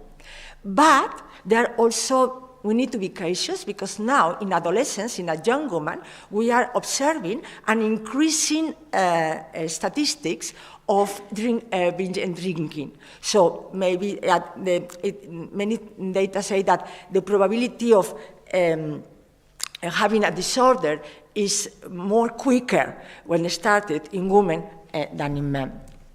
And also, of course, there. And there is a very special case, and it is suicide. In the case of suicide, women statistically try more times to suicide than men. But unfortunately, more men are more effective and there are more success in the suicide, mainly because there are differences in the way of the procedure to commit suicide. Usually, men use a more violent methods and with a short rescue time. But if we go to self-harm behaviors, that as you know now is a very important problem, especially in adolescents and young, we again find that women have a more frequently self-harm behaviors than men. And in adolescents, for instance, there are data that are really incredible. That's saying that a quarter of adolescents at this moment have tried any self-harm, of girls, adolescents, have tried any self-harm behaviors. As you know, self-harm behaviors usually fulfills emotional regulation function. So is that because this can explain these differences. And also, of course, there are some disorders where there are not differences. In the severe mental disorder, like schizophrenia, the prevalence rate are quite similar. Also in obsessive-compulsive disorder, but in this case, we have difference in content. Usually, women has more cleaning compulsion, but men has more checking obsession. And also in bipolar disorder, there are some, the global rate is quite similar. There are differences in the cycling. Women usually are more quickly cycling, and they have more depressive episodes. Well, when we bring together all this data, I think that emerges a very clear picture that women have suffer more from internalization symptoms and internalization disorders. That means disorders that are more related to emotional problems, while men has more externalization problems or disorders that has more to do with conduct problems. These differences is very curious, no? But we also observe in the evolution of mental disorders. In the very early infancy, in the first years, there are no differences between men and women. The difference emerge in the childhood, but because boys has more mental disorder than girls, especially ADHD, conduct disorders, language and communication problems. But this line changed in adolescence. In adolescence, girls, female adolescents start to have higher frequency, and this difference keeps along all the life. It is the same with depression. There are no difference in depression until the adolescence. In the adolescence, around 11, 15 years, is when start the difference that women, that female adolescents start to be more diagnosed like depression. And this difference start to increase along all the evolutive course.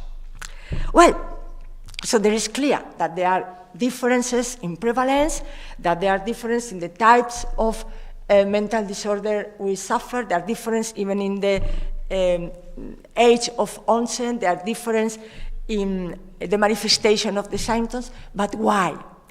We need to remind that mental health is a very complex problem, so we need to consider different variables and different perspectives. Of course, the traditional medical perspective usually attributed all these differences to biological differences, especially I'm going to talk a little bit about that, especially neurological, hormonal, physiological differences. But in the last decades, there are also, they emerged many feminist analysis and gender-sensitive analysis that highlights that there are also another reasons, and that we need to include socio-cultural variables, social roles, social norms, and even structural social differences like gender inequality in the equation in order to have a more comprehensive explanation of what is occurring.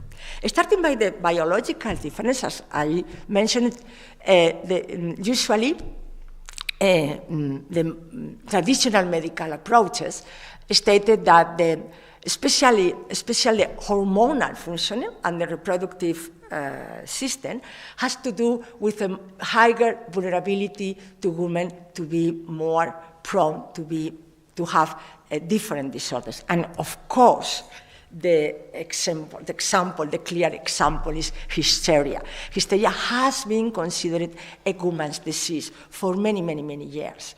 And as you know, it was introduced by the ancient Greeks, and they thought that some women has the uterus wandering inside our body, and that was the responsibility. It was because we have these problems, and that's because it's not surprising why they recommend some specific treatments. I'm very sorry, it's in Spanish, but for instance, Hippocrates, for hysteric woman, he recommends a good wedding, and this association between hysteria and femininity was along all history. You have here, for instance, some examples that Thomas Lyot, that he said that hysteria is a woman's natural state, but a morbid state in men. Or Otto Weininger, they said that hysteria is the organic crisis of the organic mendacity of woman. And for instance, Charcot treated around 900 hysteric women, and only 19 men, hysteric male. This picture, I always put this picture in my psychopathological classes in my university. This picture is incredible. This is the Charcot's classroom. And here you can see a very prominent, very famous students that become a very well-known psychiatrist. And in that case, he's teaching a class about, of course, hysteria from the Nancy school. And I see this picture. I wonder, what are the feelings of that woman, surrounded by very prominent, very high educated, very solemn men looking at her. She were and science attraction. It was really incredible. Well, the hysteria level also found a pathway and a via in the more modern classification systems. And for instance, in 1918, disappeared in the DSM-3, but it was included the level histrionic personality disorder. And the description of the histrionic personality disorder was also very feminine. They say that histrionic patients usually very attractive and seductive. And now, of course, it's completely disappeared of our classification systems. But we have also that we'll term the modern hysterias, that are anorexia, or fibromyalgia, or borderline personality disorders. Of course, this explanation attributing hormonal functioning to a more inclination to mental disorder, especially to depression, has been also connected to very specific feminine disorders, and to very specific moments of our life. That means puberty, the menstrual cycle, pregnancy and postpartum, and menopause. Regarding premenstrual dysphoric disorder, it's a disorder that now is included in the DCM, is very, very controversial. Some authors say that it's useful because it allows us to recognize and to validate the suffering of some women. That this suffering has been denied and, and minimized for many, many times. So it's useful to have this level.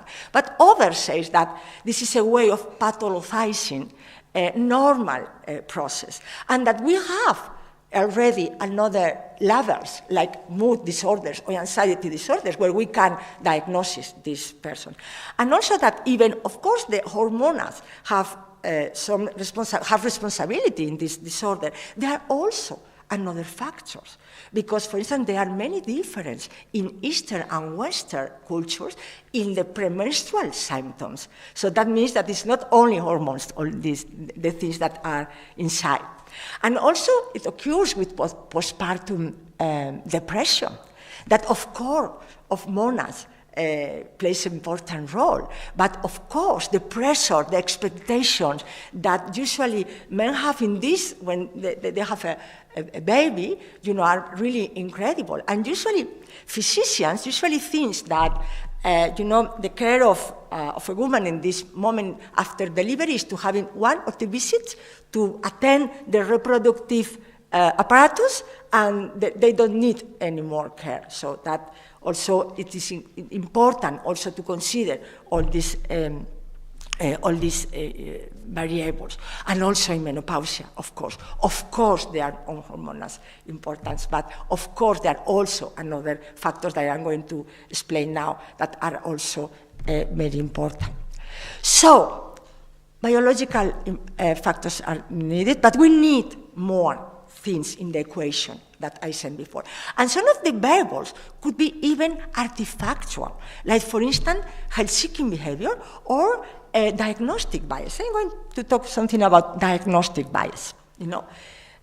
This phenomenon was known from the 1680s and is recognized even for the WHO, for the World Health Organization.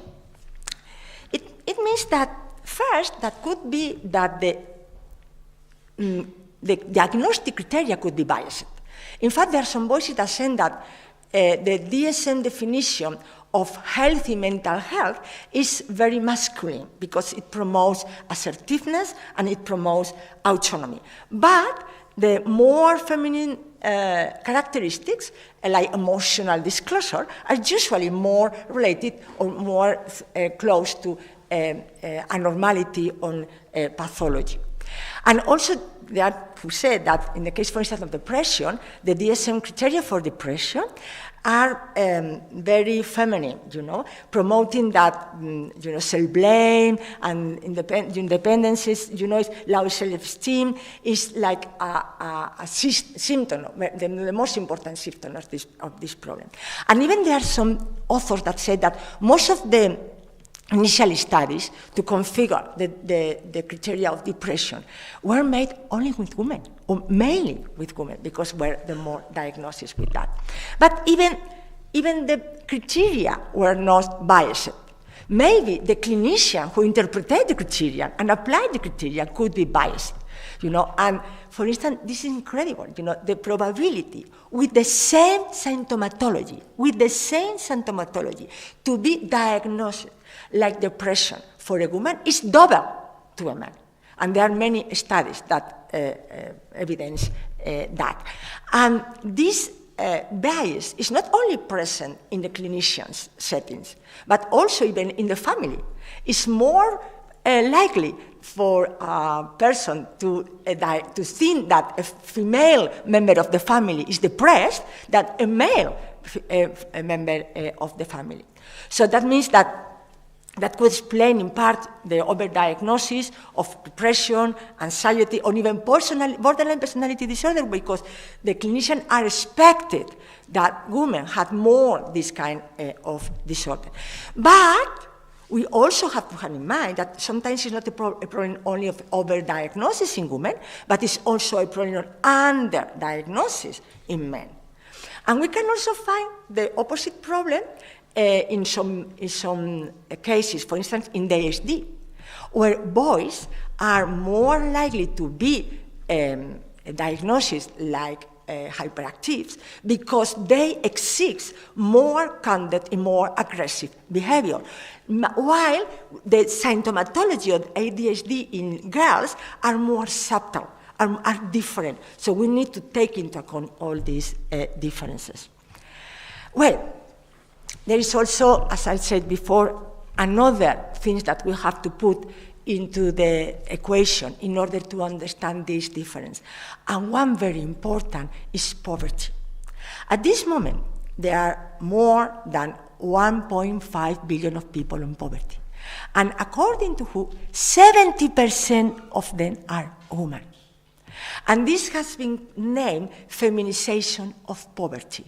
And that means that women have a higher incidence of poverty, their poverty is more severe, and the poverty is increasing. And it's well established that poverty is clearly linked to mental health. So, 2 plus 2, more women in that situation, it could explain more women exposed to more stressor and then more vulnerable to mental health. Taking into account that mental health and poverty is a bidirectional relationship. That means when you are in a mental health situation, also this worsen your economical situation, so this creates a vicious circle that sometimes is very difficult to escape. Another problem, another stressors that women has to face differently from men is the role of caregiving. Usually are women who undertake more significant share of caregiving roles, and women are in care of elderly or children or illness family members, everything, and they have to combine this with the paid work, with another responsibilities at home, and anything. I'm very sorry, because the cartoon is in Spanish, but it's a very famous Spanish cartoonist. He was very important in the fight of women's rights, and he always, every year has some cartoon regarding the human rights. That's Forges. Well, and there are also another stressors that women face differently from men, and this is gender discrimination. Gender discrimination is not exactly sexism, overlap with sexism, but also implies not only beliefs, not only attitudes, but also actions, practices, and so on. And then we have different situations in institutional policies, barriers to education, unequal treatment within family and workplaces, microaggression, sexual objectification, preconceived assumptions regarding inferiority. So all these variables are stressors that women face highly than men, and also are very, very related to the vulnerability of mental health. Thank you. And of course, I talked before about the increasing of eating disorders, and that is related to another important social stressor, that is the beauty ideals, that now with social media has increased a lot. And these ideals and these norms not only influence in the eating disorders prevalence, but also undermine the self-esteem and the mood and the value of the most women, especially adolescents and young women.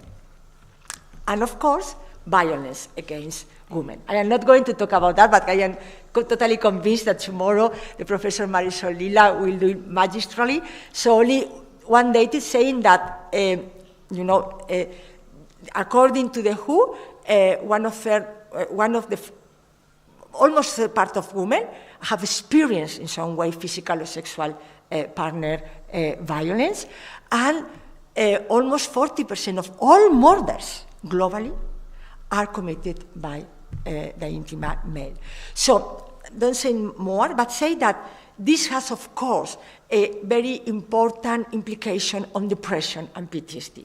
Regarding depression, statistics vary a lot. Some say from 30% to 80%, this is a very wide range, saying that it depends on the instrument that you measure them, but women that have been faced with this kind of problem has a diagnosis of major depression.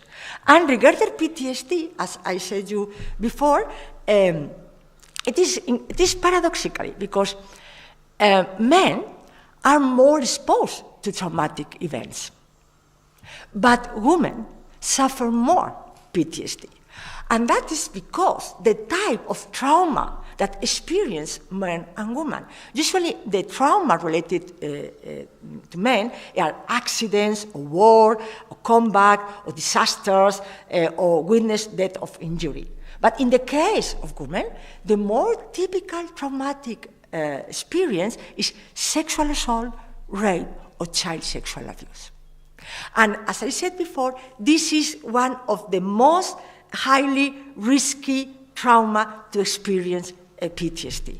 And also you can see that the symptoms in PTSD are different in women and in men. Women usually more internalizing and men more externalizing. Only a date. Also, women with mental disorders suffer more violence inside the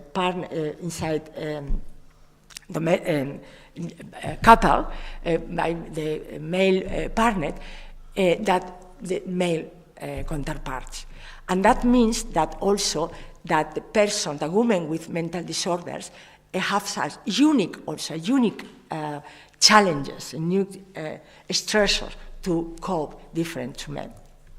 Well, so far a very brief, incomplete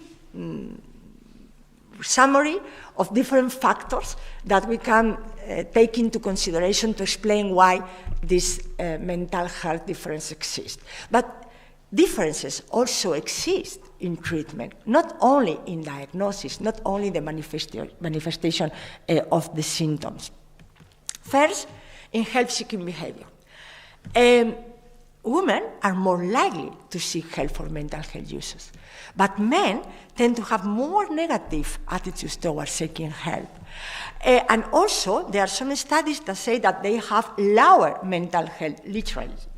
And there are also more reluctance to disclosure about emotional problems and to discuss their own mental health problems. Usually, there are some studies that point out that men are more prone to seek help if this problem is affecting their work.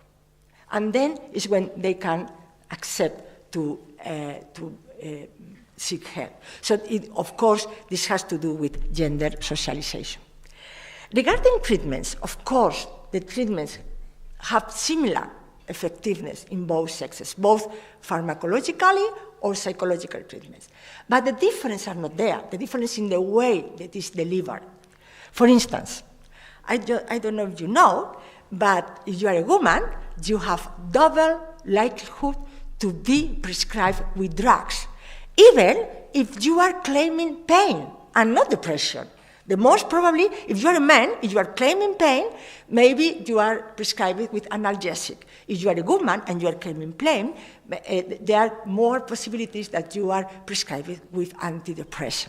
Here you have, for instance, some data in Spain where you can see that this double prescription in women it is present in every region of Spain. And even there are some regions that has triple the rate. It's so widespread, so extended, this idea, that here you have a son of the Rolling Stone that clearly talk about mother's little helper. And they talk very clearly about how doctors give pills to mothers to very different reasons.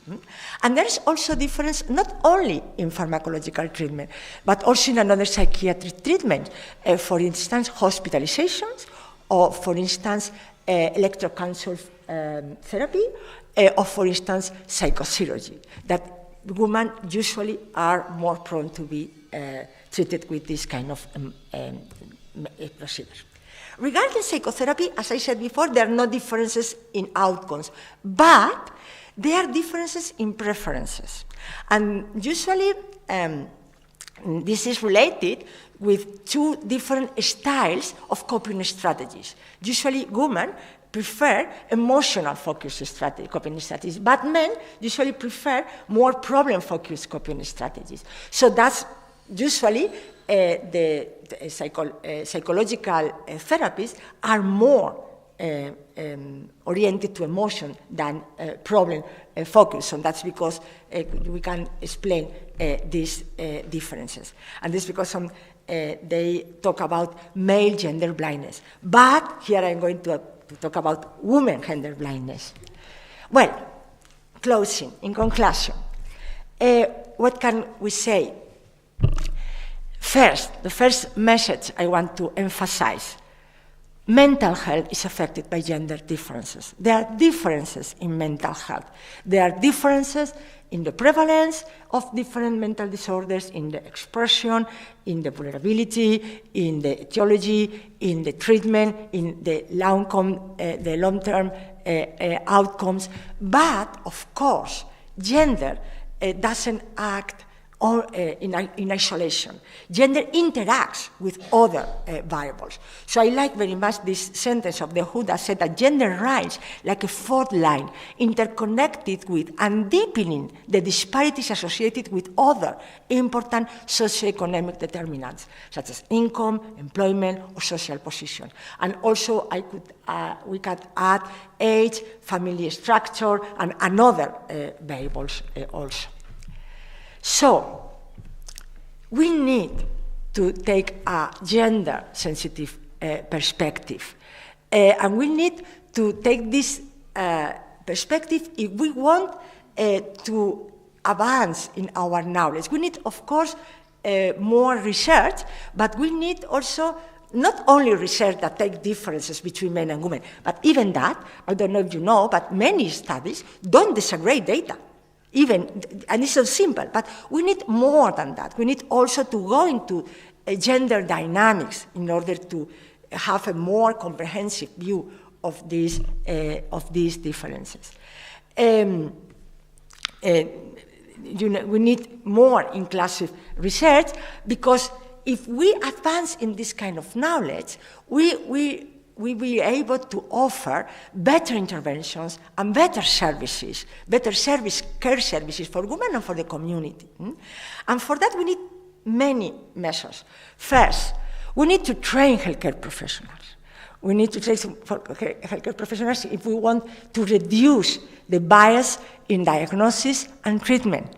And also, we need to train professionals in order to be sensitive to validate the women suffering disclosure, to do a more comprehensive assessment, including also more specific women-related contents, like, for instance, violences.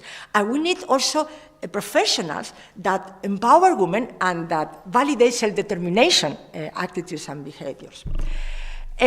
We need also prevention prevention strategies that not gender neutral. If gender risks exist, if gender-specific risks exist, we need also that interventions and the prevention strategies also focus on these differences. And we need also not to act at individual or clinical level. We need also to act at societal and political level. And we need to link also this gender inequality to mental health inequalities. We need to have all this perspective, and we need the health services and the health organizations incorporating data also about these gender sensitivity differences in order to monitor, in order to promote measures, in order to reduce. And also, of course, we need public awareness campaigns that challenge stereotypes and encourage individuals of all genders to seek help without hesitation. Well, coming back to the starting of my talk, gender is a social construct. I talk only here about women, but we need also to incorporate in this discussion other parts of this dimension, with transgender identities, no-binary identities, and so on. We need this holistic gender perspective if we want really to advance in that. Mental health cannot be gender blind.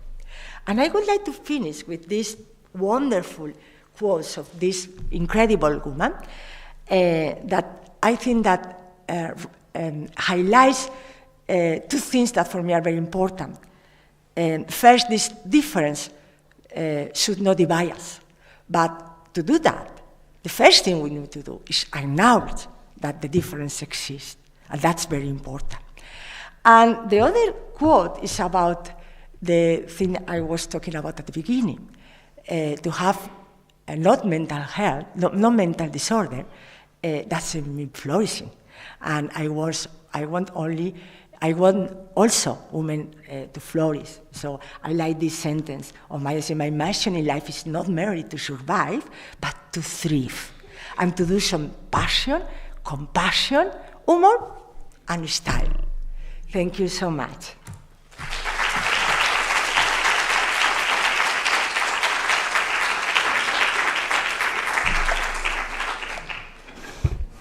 Time for questions. One by one. Take your time. There's some questions over there. Yeah.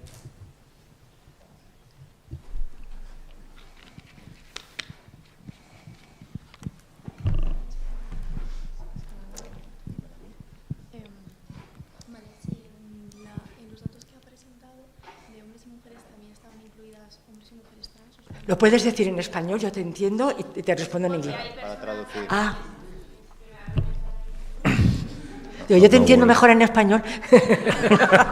So both. In Spanish, it's like si había dilo tú. A tope. Nada, en español sería si en la muestra, los datos que has presentado de la muestra que por género bueno, de hombres y mujeres, ¿se trataba de la totalidad de la población de hombres y mujeres cis o también en esos estudios incluían mujeres y hombres trans? No. She has asked me about the studies I've included here in Spain, if included more than women and men and only trans and another gender dimensions, but not. In that case, was only women and men, not more. There are another specific studies, but I don't include it here because the topic was specifically for women. But it was only men and women, only that.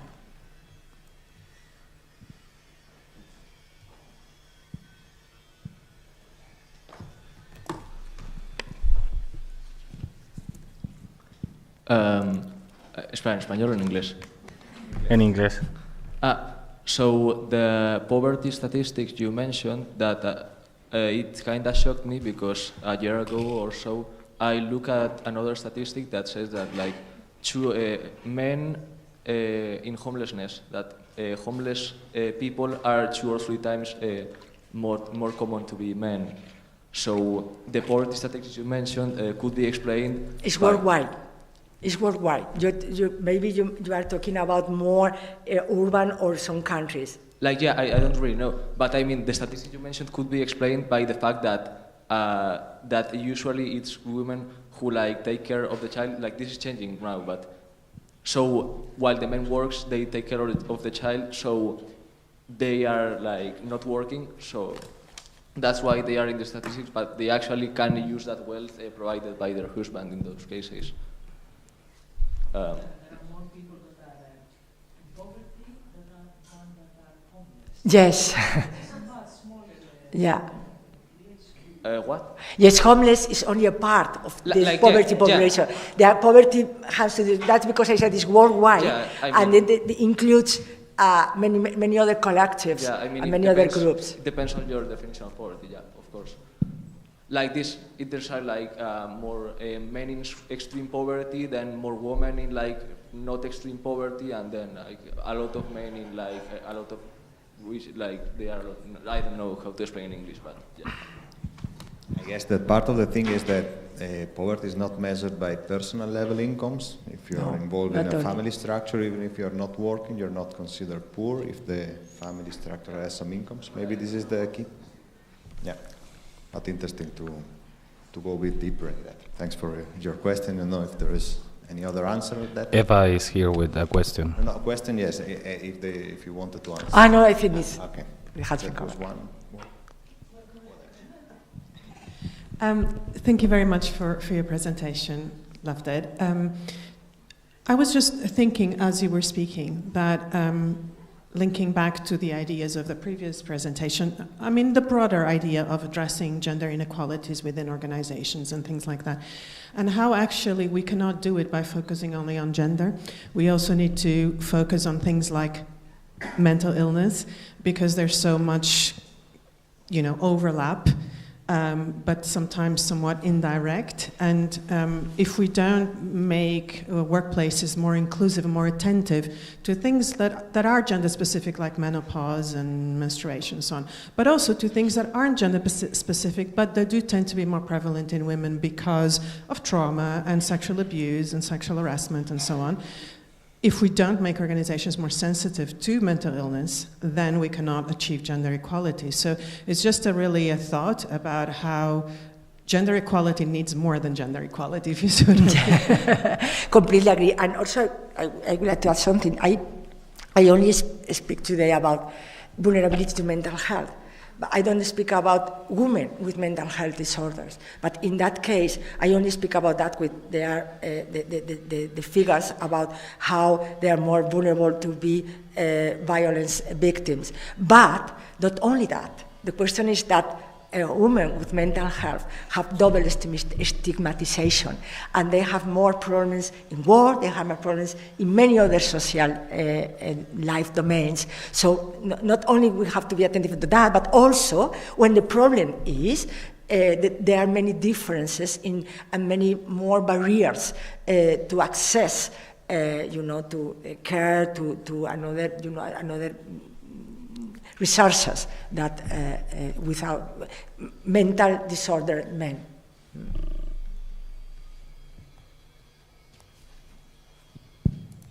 Thank you, Miko, and thank you for this very engaging presentation of someone that talks so enthusiastic and who comes from positive. It's difficult for me to say enthusiastic in English, but such a depressing topic by someone that is positive psychologist. That is very nice, actually. Thank you. So I was in my job demands resources perspective, I would say that women throughout their whole life, they are exposed actually to higher demands and less resources. And even when they get resources, they are punished by that because they don't manage, kind of. Does it make sense, this interpretation? Can you? So if I would translate actually how women come to this disadvantaged mental health situation throughout their life, they have access to less resources. Yes. And they are exposed to higher demands already from the beginning. Or they start equal. Yes, this interact. But then I was thinking, okay, can you make your suggestions on how to counteract this disadvantage? It is now for women, but it could be the other way around as well. It doesn't matter who is disadvantaged, but we have a healthcare system that is advantaged, so 50% of the people. And we have a school system that also disadvantages this group. And can you make the suggestions to policymakers and to people, to medical people, so that we reduce this kind of disadvantages? Yeah, it is very shocking, actually, what you present. Why do the doctors not? Yes, well, it's very shocking, but it's very shocking in general mental health figures, and they're not very. Now, I think we are starting to have a more visualization of these problems. Even in the gender analysis of different social problems, mental health was not very important. It was not important. It was, but was not so relevant like other factors. And I think that the importance of mental health also in gender analysis is also related to the increasing relevance and visualization of the mental health problems. I think that, and that's because sometimes this discrimination that many mental health difference in women was attributed only because they were women, and only because they have another type of expression emotion, of expression behaviors, of being in the family, or being in the world, okay? And how this has been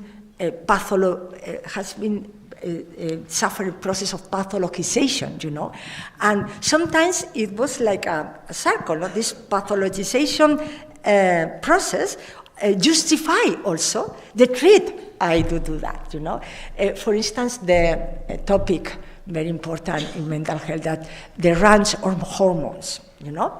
And it prevents, for instance, like you have mental problems with your menstrual cycle or in your different part of your life, then it prevents, for instance, to get jobs like pilot, or I am not completely sure, but I think for some time it was an exclusion criteria for being president of the state.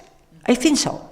Because that, you know, and it's not only, it's justified in these emotional problems, you know. So like this, I pathologize that, and then this justify me that I don't treat you in this way. So I think this is a very difficult, and sometimes, trying to respond a little bit more what you ask, it's even very difficult for clinicians be aware of their own biases on clinic, you know, putting labels or thinking that that because women are more prone to express more, then maybe, you know, they are outside of another kind of treatments, or the inverse, you know.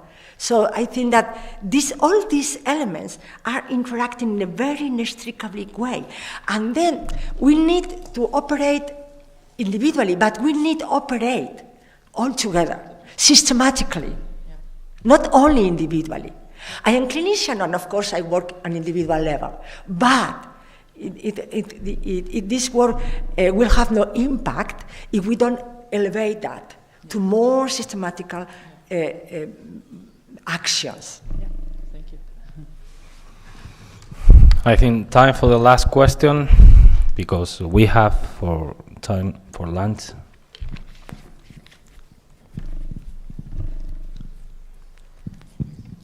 Hello, it was really nice, the presentation. And I was thinking about business. You know, I'm a psychologist, but I'm developed my full career in HR and now as an executive coach. And many times, the people who work with me are, you know, somewhere not with a disease, but with challenges that they need to, you know, to overcome. And my question is, do we have information about the prevalence of the disease at work between woman and male? Because since you said that when there is a more relevance for the socialization part, men seems to speak a little bit more about their, I don't know, issues or whatever.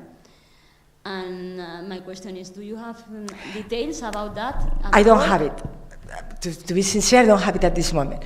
I know that there are several studies in this world, the organizations, and now there are also a very important line of action that it is mental health at work, and now in the same way that we are visibilization of mental health in another domains also in work. And I know that there are some people studying that, but I'm very sorry, I cannot give you reliable information about that. Okay, thanks. I was thinking about burnout, stress, processes, and these kind of things that I don't know, maybe at work. The statistics could be. I can answer that question if you want. In burnout, for instance, there are gender differences, but females are more related to experience emotional exhaustion, but males are more oriented to clinicism, this kind of experience of burnout. So even within burnout, you can find gender differences, how they experience. So it seems related to what Essie was saying is that female are more prone to have or suffer mood disorders. But there was a question here that we can use as a final way of finishing the first part of the seminar. Is a little bit a joke, like maybe we have the same, because you follow the idea that there is in society the idea that women are more crazy than men. Maybe we both are the same crazy, but male pretend better because we don't express so much.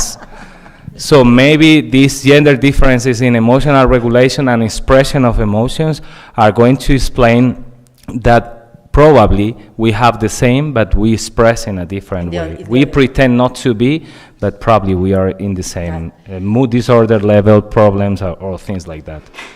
Okay, Completely right. Then, if you're right, it must be right.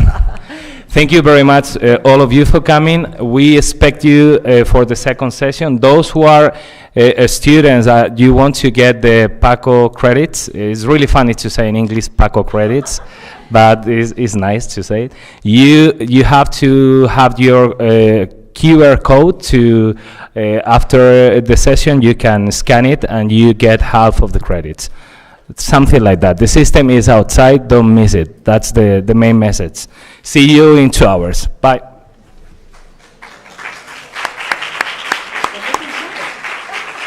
Mis llaves, es verdad. Sin ellas no soy nada. Gracias. No, no.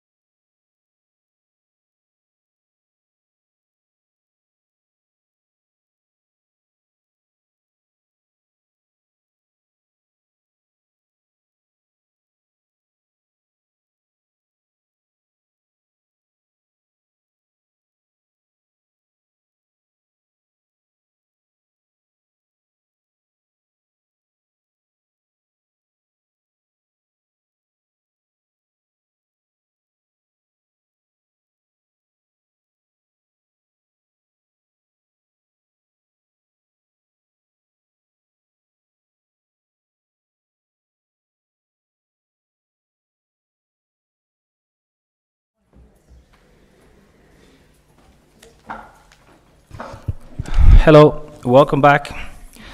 Let's go in for our next speaker. Our next speaker is going to talk about leadership and gender, and I'm going to introduce her a little bit. Her name, sorry for the mispronunciation in Dutch. Dutch is not my main language. Is Diane de Hartog? More or less, yeah. You're really nice. Diane is a full professor at the University of Amsterdam Business School. At the University of Amsterdam, at the Business School, sorry. And head of the Leadership and Management section and director of the ABS Research Institute. She is one of the main authors in the domain and the field of leadership. She published several papers in this sense, and she's one of the references. And her research has been published in several journals of the main leading journals in our field, like Journal of Applied Psychology, Journal of Management, Journal of Organizational Behavior, and Leadership Quarterly. The most complicated journals, really difficult to publish, and she's usually publishing her research there. So thank you, Diane, for coming, and I hope you enjoy. Thank you, Alfredo, for inviting me for this very interesting workshop or symposium, however you call it.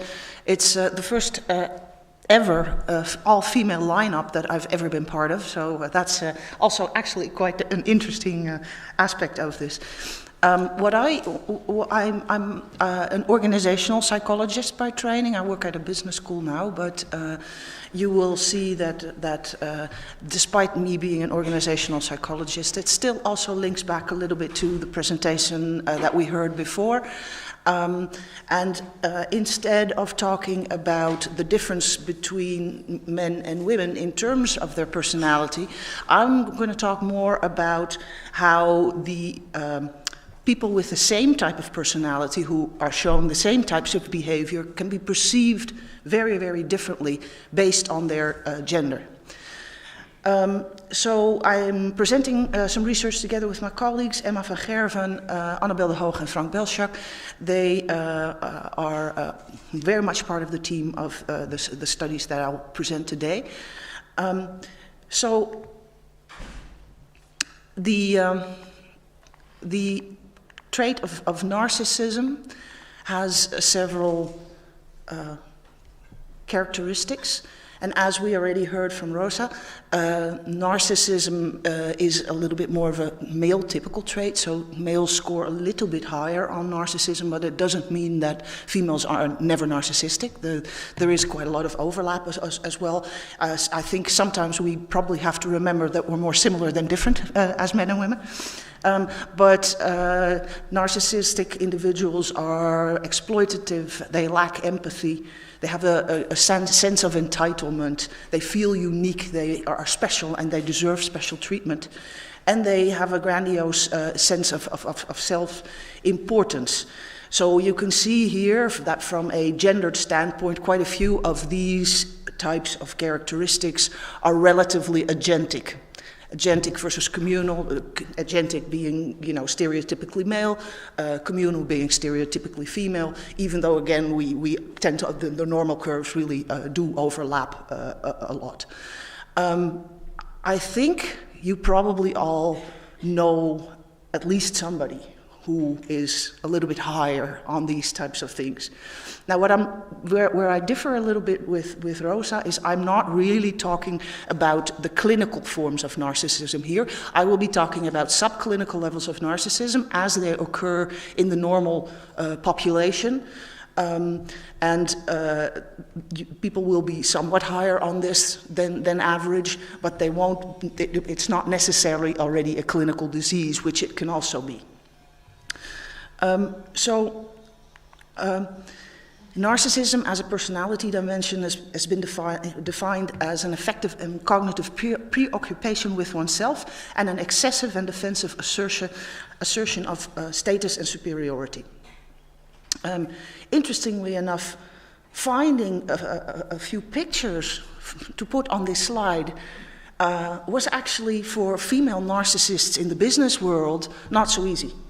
they, I guess, don't rise as much. So I put a film icon here. So maybe you know the movie this is referring to, The Devil Wears Prada. And it's a nice exemplar, I think. But for males, I mean, it's a little bit easier to find real-life pictures of people who, at least from a distance, appear to be a little bit narcissistic to me. I have to say I kind of like Ronaldo's being in love with himself here, for sort of the you know, it's such a nice example of this sort of exaggerated self-love that individuals can display. It looks like narcissism levels may be rising in the population.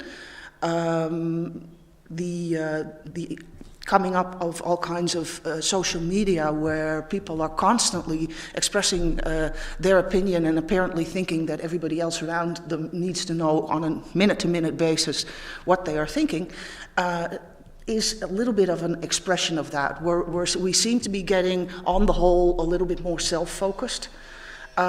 So here you see an example of a study that suggests that over time the levels of narcissism among college students were on the rise. And this is already quite old data, so I wonder what the curve would look like now. But as an example, it does seem to be rising. A question, of course, is do narcissists rise to the top of organizations? Are they typically selected into leader roles, for example? And if so, is that a problem? Or is it not a problem? The positive side, I guess, here is that narcissists do tend to have traits that help them in roles like this. Like they have a sense of authority, they're commanding, they have confidence, they're quite dominant, they have high self-esteem. And those are things that people often look to when they are selecting leaders, when they are thinking of who would be fitting in that type of role. So they are more likely to emerge as leaders in team, and especially when group members experience a lot of uncertainty, because then they are extra attracted to the decisiveness, for example. And also, especially a little bit at a distance, because the closer up you interact with the leader, the more that you start to see that they're also just an individual, just somebody like you and me with their bad moods and their good sides and their bad sides. But when somebody is a little bit more at a distance, you can have this more romanticized image of him or her. And that is something that also occurs with this type of trait. And when they rise to the top, you often see that these types of leaders have these daring, grand visions about this being the first organizational leader to send people into space, or creating all kinds of huge dreams. And those types of visions can attract followers. And that means that, especially at a distance, attributions of charisma can occur more easily to these types of leaders. And that might, in some cases, be okay, but I also tend to worry a lot about this sort of thing. We did a study once in the Netherlands where we interviewed top leaders of not huge organizations, and we did a sample of for-profit organizations and a sample of non-profits, like animal shelters or all kinds of those types of. And then we found that sort of this need for power, this power motivation, you would find in all of these CEOs. However, in the non-profits, if it was, it tended to be coupled with a sense of social responsibility. And it was also necessary to have a power motive and that sense of responsibility to be seen as a charismatic leader in that context. Whereas in the for-profit, it often wasn't coupled, but even if it was, it didn't matter. Only the power motive was explained, the level of charisma that was attributed to people. So the context in that sense also matters a bit. But yeah, so here you see a little bit the picture of why narcissists might be rising and why they might be leaders. Another thing that is perhaps a little bit tangentially related, but still important, I think, to mention, is that it looks a little bit like narcissism in terms of its behavioral expressions might be a little bit contagious. We did a study where our hypothesis was that because narcissists like people who are a bit more like themselves, who seem to be powerful, who A, they're useful to the narcissist, but B, they also show behavior that is similar to what the narcissist does, that they might actually like that, and that they might actually respond positively to people who engage in self-promotion a lot. And indeed, in the overall population, self-promotion doesn't impress leaders, so leaders low on narcissism doesn't make a difference. It doesn't make them look negatively at followers. But narcissists actually found the individuals engaging in self-promoters more important in the group. They attributed more of the success of the group also to them, and they rate their performance higher, and they also said that they experienced a better relationship with these people. So in a way, if people start understanding this, they might start acting more and more narcissistically themselves, creating this little hype, this little bubble of, oh, we're all doing so well, when in reality often that is not the case. They're not necessarily doing all that well. So that brings me to the next question of okay, so narcissists tend to rise to the top, but are they effective? Now, in the short term, they often are, because of the reasons I was explaining earlier.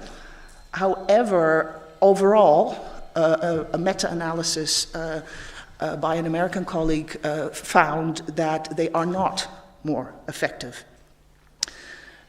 So what is the dark side? Why is that maybe the case?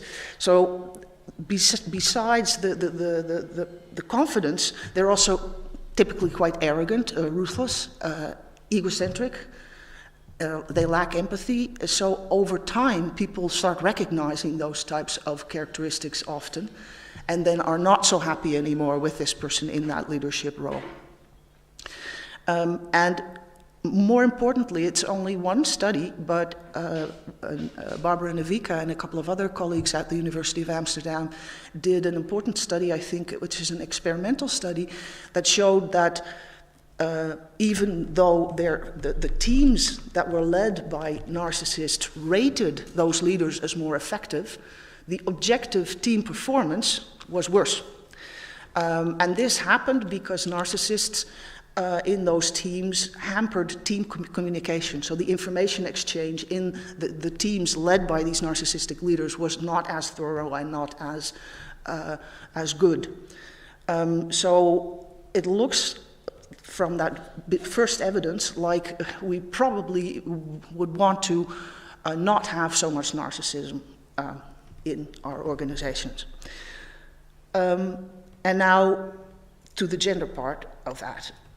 Are there gender differences in narcissism? Well, we heard already earlier, yes, typically a little bit higher. Males are on average a little bit higher, not typical, that's not true, but on average a little bit higher. But is narcissism in leaders perceived as the same for men and for women? And that's where the studies that I want to share with you today, what they are about. So narcissists that are females are show different characteristics than what we stereotypically expect and want from females. So they don't necessarily show the kindness, they don't necessarily show the warmth, the empathy, those types of things. A little bit deferential is also what we typically expect in females, and that's not what narcissistic females will show. They will display the arrogance and the quite dominant and agentic types of behavior and characteristics that we do not like and that are more associated with the other gender, and therefore also more accepted from the other gender, so from males. So leaders who lack these stereotypically gender-appropriate qualities and show undesirable qualities associated with the other gender, and this is a phenomena found more often and often only occurring for women, they are evaluated negatively. So we decided to do a study where we looked at leader narcissism, leader gender as a moderator, and then to see is indeed narcissism perceived more negatively for women. So just to give you an idea of how we do these types of studies, we typically do multi-source field studies for this type of thing.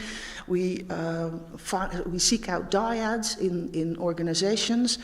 Now they work in all kinds of different organizations, because you can imagine that if I come to the CEO of an organization and I ask them, can I do a study about the narcissism among your personnel, that they will go, rather not. So we often come in through different routes, and we measure things like leader narcissism, and leaders rate that themselves.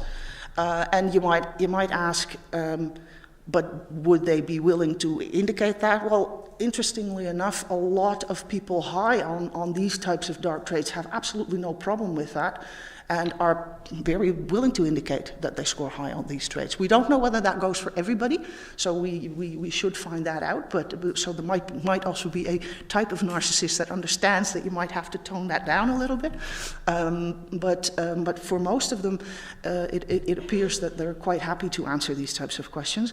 We measured leader effectiveness by asking the followers to indicate that, and of course we measured leader gender. And what we find here is that there's absolutely no difference for the men. So narcissistic men score the same as non-narcissistic or low narcissistic men on effectiveness. But for the women, only if they're low on narcissism, they are perceived to be positive and effective. But if they're high on narcissism, they are not.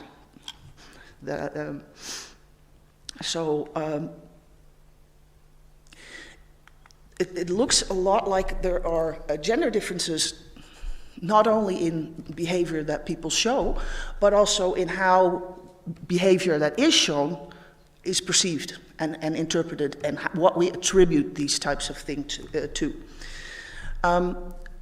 So we thought, well, maybe we should try to look at a few different, those types of attributions. So one thing that we looked at is inconsistent leader behavior. Inspired by a certain president, we started researching sort of erratic, randomly varying, inconsistent behavior. This idea that being unpredictable is sort of a show of power and of I can do anything, and Trump even says in this quote, I want to be unpredictable because we need unpredictability. Everything is so predictable in our country. He really believes that being unpredictable is good. And narcissists tend to be quite impulsive, and they want what they want, and they want it on a whim, and they'll just go in and get it. So we figured that narcissists might actually be rated as higher in unpredictable behavior, in unpredictable leader behavior. So this inconsistent leader behavior should theoretically be related to narcissism, but because unpredictability and just doing what I want is also sort of a sense of agency again, a more agentic type of characteristic, we thought that this effect might be stronger for women than for men. So where for male leaders being unpredictable and impulsive is more in line with their gender stereotypical sex role, for women, and it will therefore stand out less. We'll just expect it a little bit more from them. It's okay. For women, it would again probably have more backlash. So again, we did a similar multi-source field study with people from different organizations. And the types of items that we used to measure inconsistent leader behavior would be things like my supervisor's inconsistent in his or her behavior, and we would explain to them that we really mean random variations, erratic types of behavior, like you're treating me this way one day and that way the next day without me doing anything different, or you treat Eva different from me, even when we're performing similarly, those types of variations that are difficult to understand. We're not talking about being flexible and adaptive logically to the situation, but really more erratic type of behavior. And here, again, we see that for the inconsistency, in men, there's no difference between men low on narcissism and high on narcissism, and actually the whole attribution of their narcissism to inconsistent behavior doesn't really seem to occur. People don't seem to see it as being inconsistent, whereas women are seen as more inconsistent to begin with. That's, I guess, also a little bit related to the madness part that Rosa was talking about earlier today. But that occurs, and also it's stronger even if women are higher on narcissism. What we also looked at is a second sort of follow-up stage. Well, does it matter? Does it matter for follower performance or for effectiveness types of outcomes, whether these leaders are inconsistent or not? And what we find there is that actually this only matters when you have a bad relationship with your leader. So when you have a good relationship with your leader, it's not such a problem if they're not totally consistent. I guess you know somebody, you say, okay, well, today they must be in a bad mood or something. So you probably attribute it externally rather than internally, and you don't mind so much. But for leaders that you don't know so well or that you don't have a very good relationship with, it really does matter and translate into negative outcomes for the organization and for the followers.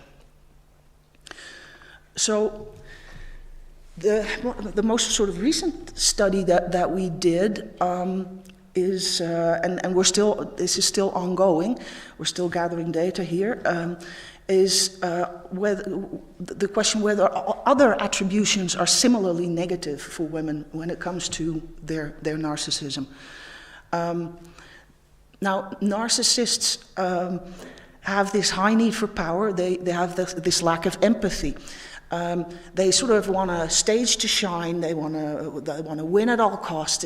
It's that type of my way or the highway. There are studies out there that, for example, show that they thrive on competitive situations where they can show that they are better than somebody else. They don't necessarily want to get better for themselves. It's not a mastery orientation. It's much more of an orientation, a competitive, I want to win mentality. So they are likely to care more about being successful than about being fair towards others or thinking about the importance of the world beyond themselves. And that suggested to us that narcissists might be higher on what is called a bottom line mentality. That's a mentality like this win at all costs, one-dimensional thinking that revolves around securing bottom-line outcomes to the neglect of competing priorities, ethical things, anything. Cutting corners is fine. Being harsh is fine. So the idea would be that because of their types of personality characteristics, narcissists would be higher on that.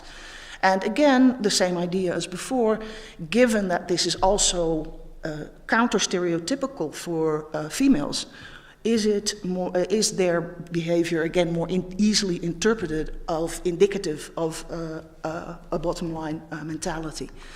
So here, like I said, still ongoing. We have so far 113 dyads, and we measured leader narcissism and the perception of a bottom line mentality.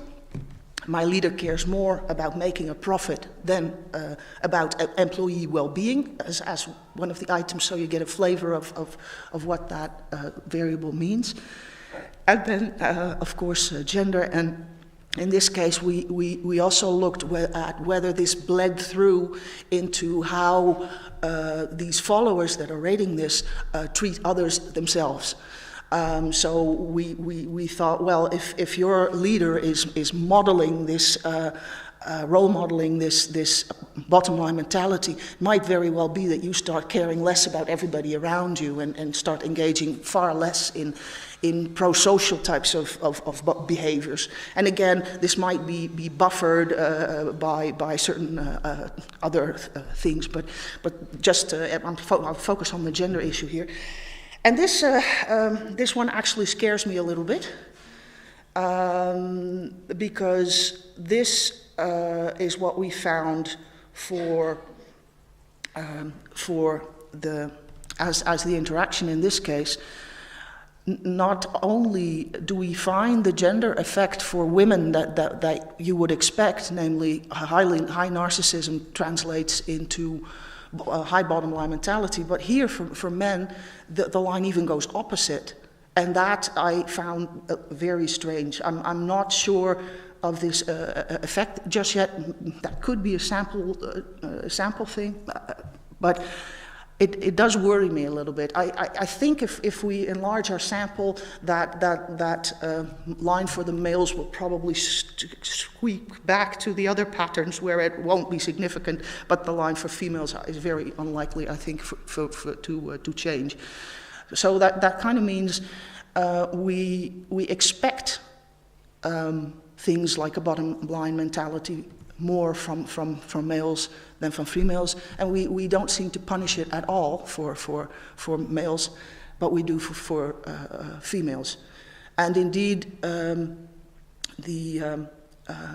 for followers who themselves are low on pro-social behavior, none of this makes a difference. But for those who typically are very willing to be nice to other people and to be pro-social, if they work under this person with a high bottom line mentality, they become far less willing to expend effort on behalf of other people, show citizenship, all those types of things. So in a sense, this bottom line mentality that leaders can show can erode the sense of cohesion and teaminess in organizations. So for women, but not for men, narcissist behavior is interpreted as high on BLM. Now, bringing these things together a little bit, given that narcissists are more likely to be picked as leaders, and in the short term and at a distance often seen as effective, but over time are less so, and even objectively seem to typically harm a group performance, we might have to be a little bit more careful in our leader selection procedures. Now, we can't solve everything with selection, that's not how it works, but I do think that organizations should probably think of ways in which they can curb this type of behavior. And I also look at other negative traits, for example, Machiavellianism. And for Machiavellianism, we have found that you can influence the extent to which people can express their trait in behavior by controlling the environment more. So if we put the people with those dark types of traits in an environment where it's clear that organizational procedures are there for a reason, they're followed, there's rules, then then they will typically be less able to express them because they know they won't be rewarded for this, rather they'll be punished. Whereas if you put them in an instrumental climate where, anything goes, that'll typically trigger the trait activation, or trigger the trait, and you will express that far more in behavior. So in that sense, organizations do have some tools to do something about this. But the point here for the gender symposium for me was actually a sort of a double negative. On the one hand, we have yet another place where women seem to be punished more for certain types of behaviors than men. But at the same time, these things are tolerated, and sometimes potentially even seen as positive for men, even though we know that these traits are not so positive and that they actually do harm. So I think we have sort of two sides to work on. And this, of course, is all a little bit stereotypical, but unfortunately these types of things play out in our interactions, in our behavior, and they do play a role. One thing that is interesting, I guess, also there is that it is not only the case for men. In some studies that we do in this, we find that men tend to rate women harsher than women rate each other, but in other studies there is no difference. So sometimes it also this also occurs for females. It's not that we are exempt there, and this, I think, links nicely to what Eva was saying, that it's not always the case that women are more favorable towards women. Even though you might expect that, but that's not always the case. So on that optimistic note, thank you, and I wonder whether you still have questions.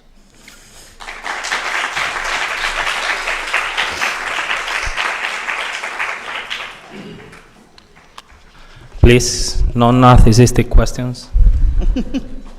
At least from female, you're not allowed to be narcissistic.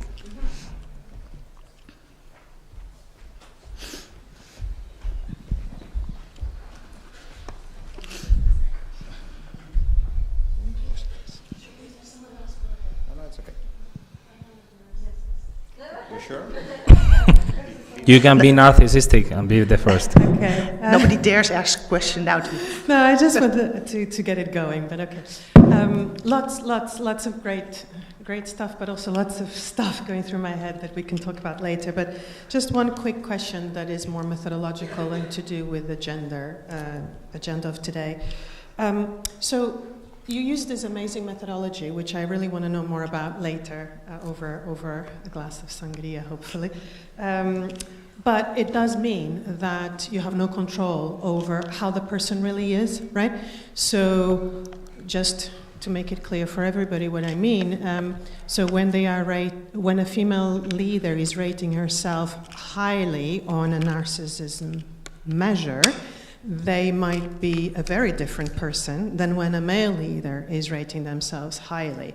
And because of gender stereotypes, they might need to achieve a certain threshold of narcissistivity, I don't know, let's make up a word, to actually rate themselves highly. So they could be actually very different profiles. So bottom line is, have you ever actually examined this with controlling for who is being evaluated? So vignette studies or something like that.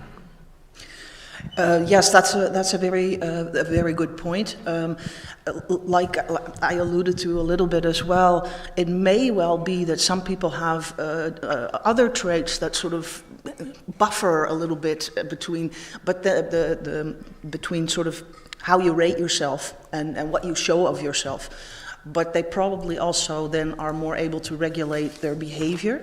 So when I think that what we do have in common here is that if people rate themselves as such, then it does shine through. We've checked that with interviews and whatnot as well. That does come through. Now you're right. You can try to to do things with other methods. You can even prime narcissism to an extent in experimental methods and so on.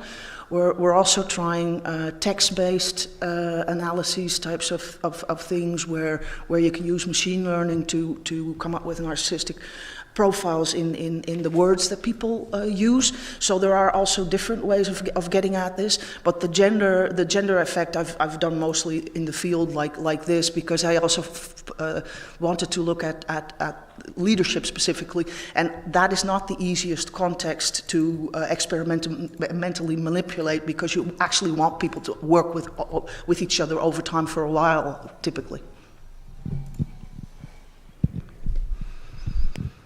Hi, so I wanted to say that your studies about narcissism are actually quite interesting, and that I have never seen it before, and it's actually really interesting and impressive.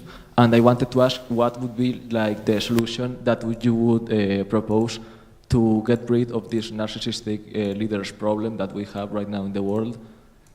And also, on an unrelated note, the 70% poverty study presented earlier was false, has been fact-checked false, and it's just a catchphrase used, but has no actual study behind it.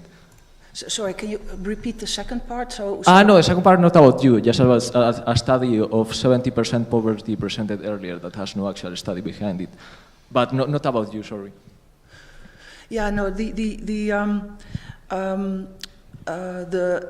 what we can do about it, well, the problem is with personality traits are going to be distributed in the population, and what we don't know is a little, and that is also related to Manuela's question, what we don't really know is how high is high. Is this problem really caused by extremes, or is it? I don't think so. I think it's more that being higher on starts being problematic. I think an important part is setting the norms and values in the organization, and making sure that you have ways of checking, for example. So we know, for example, that very competitive environments bring out not such good things in people, and that will be extra the case for people that are high on these types of traits. So making sure that you have objective performance measures, that you discuss also what the norms and values in the organization are, and that you also hold people accountable. It's those types of things that you can do as an organization, more so, I think, than really saying we're not going to let anybody come in or something like that. And often, I mean, these types of people also found organizations, so then they're at the top quite naturally. So it's a bit of that, I think. Thank you very much for your presentation first. So I wanted to ask you, when you were testing for these variables that you have shown in the results, the first question I brought out to my mind was that were you checking as well for the narcissistic component of the employee rating the employee? Because as you mentioned, of course, having a narcissist in your team breeds more narcissism in the members of the team itself. So then it happens that, of course, if you do not control for the narcissism of the person rating as well, they might be rating higher narcissistic traits because they display them themselves. And of course, it becomes, it makes sense for them to do so. And another thing that I wanted to ask, mostly it's an idea because I understand that methodologically speaking, this is a bit complicated, but of course, when we are talking about leader and team, that structure is a single person, let's say, ideally in the hierarchy, and then we have a team. And here we're using, let's just say, a single employee, and taking the leader, and then we're making the study, right? So my question is, because this is dynamic that goes a single person to a group and a group to single people, shouldn't studies as well study the effect of such narcissism as a group dynamic as well? Because as you mentioned, for example, you see here things break apart because good communication practices disappear. So when we are measuring, for example, in this scale, how narcissistic is a leader, we also should measure this employee we are choosing to do this study on. Okay, in what structure are they in? What level of this, just say, narcissistic environment has been created already? I think these variables may also explain a bit why there's such a big divergence, or why suddenly male traits are even considered even lower, as you mentioned, when women were considered higher in perceived case of effectiveness. But again, it's just some ideas. Thank you very much for the presentation. Yeah, no, great ideas. Very interesting questions, everybody. And this too. I think there is indeed structures are changing, and the single leader with a non-varying team is getting less common. So, but we don't know yet how that will affect these types of dynamics. I do think that there is some kind of selection into a certain place that you like. A very beautiful old organizational psychology model is the attraction, selection, attrition model by Benjamin Schneider and his colleagues. He shows quite convincingly that over time organizations tend to become a little bit more homogeneous in the personality types, and that's because certain people are attracted to work in a certain environment, and if they are fit well there, and they are promoted and rewarded, they are also more likely to stay, and otherwise, so for the people that fit less well, there's more attrition, they leave more quickly. And I would assume that also occurs with this type of personality, indeed. And whether or not that was the case here, I don't. In these, I don't know. I can't really look at the organizational level here because they're all from all kinds of different places. But it is certainly very interesting to see whether certain teams might also be higher on these types of or at least an expression of these types of traits. I expect so.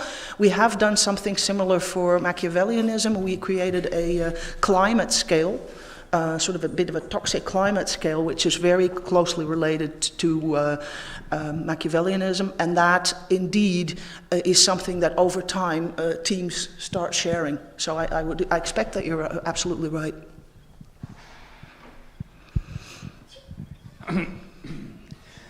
Thank you for the presentation, great research.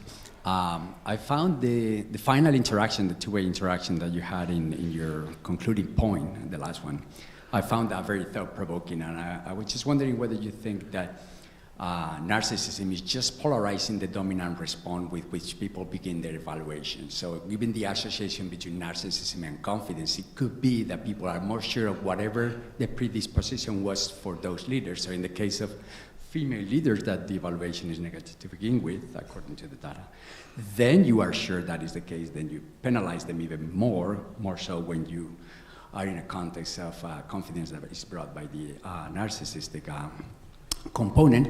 And for males is not like that, or even the opposite. The evaluation to begin with is not that negative, even slightly positive, and then they may even benefit from being sure. Yeah, that could be the case, and I think that's intuitively very logical. The other thing that might play a role, I haven't been able to look at that yet, is I would have to look, also related to the previous question, whether the industries that the female and male narcissists work in differ.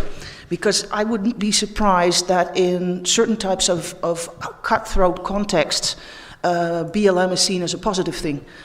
So bottom line mentality in sales might be appreciated much more than bottom line mentality in nursing. And if more of my leaders are from a male typed or a female typed background, and I don't know that yet, I have to check for that. But that's a perfect three-way prediction, depending on the initial evaluation.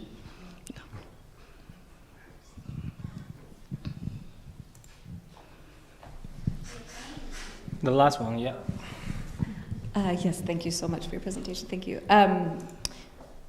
So 2 questions, and they're related to what was just raised. The one first is very simple. Did you try any curvilinear effects? So like, is narcissism a linear, just the more you have, the more you get those certain responses? Or have you ever looked at the curvilinear to see if there's a threshold? Or like low and high are bad, but moderate is desirable? We haven't looked at it in this data.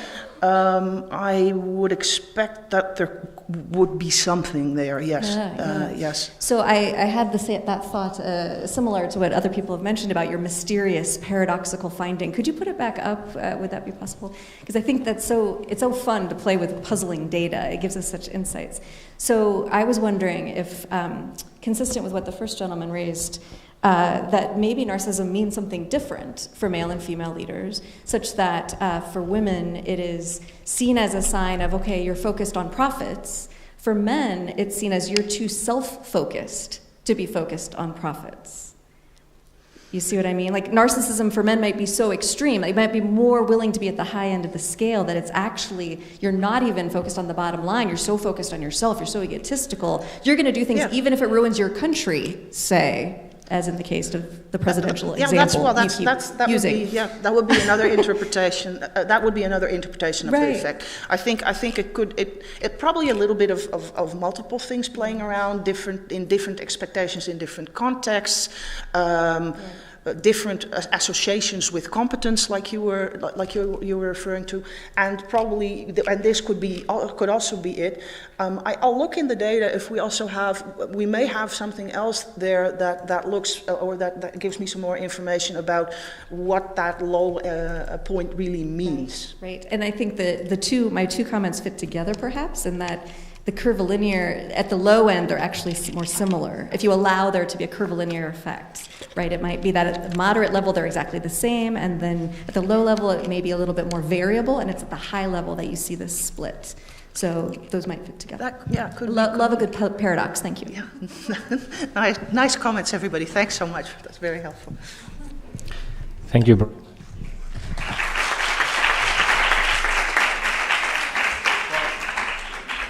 The name of our next presenter, I think I can say it right, Alexandra Vázquez. So Alexandra is associate professor in UNED. She's one of the, sorry, a lot of people coming and going out.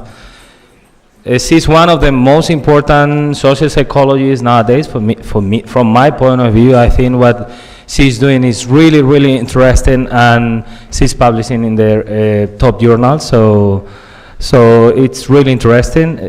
She's going to talk about the feminist collective action. Although she also has been working in many other topics, like for instance, collective trauma, radicalization, and many other topics. So thank you very much, Alexandra, for coming, and I have to upload your presentation, otherwise.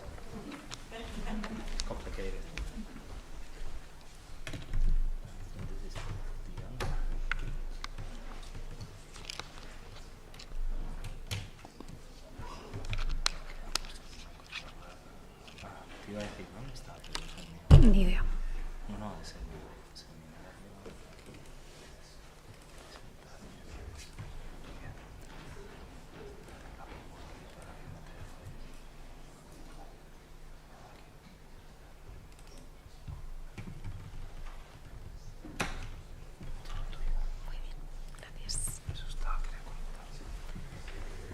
So good afternoon. Thank you, Alfredo, for your presentation, and thank you. And thank you and your team for organizing this seminar.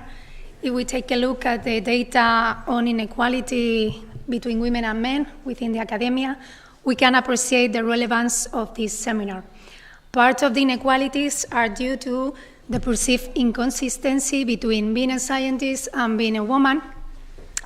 For instance, incorrect gender attributions are more frequent for female than for female researchers. And probably there are a lot of students here. When you read the surnames of psychological researchers, what do you imagine? A man or a woman? So I thank you for organizing this, because I think that initiatives like this are important to reduce the prejudice that hinder the scientific career of women. I'm deeply honored to be here participating in this seminar alongside outstanding researchers. The interventions thus far has been remarkable, so I'm a bit scared, but let's go. During my presentation, I will review the research done around feminist collective action from a psychosocial perspective. I will deepen into a selection of works conducted with my friend, Lucia López Rodríguez, and other colleagues, but I will also highlight the contributions of other scholars in the field. Before we begin, we must clarify what we mean by feminist collective action. Collective action is one of the strategies that could be used to instigate social transformation. Although less studied, people can engage in in collective action aimed at continuing the status quo or supporting the current social system, but by definition, feminist collective action is aimed at promoting social change towards equality between women and men. It includes any public or private behavior conducted on behalf of women in order to improve their situation.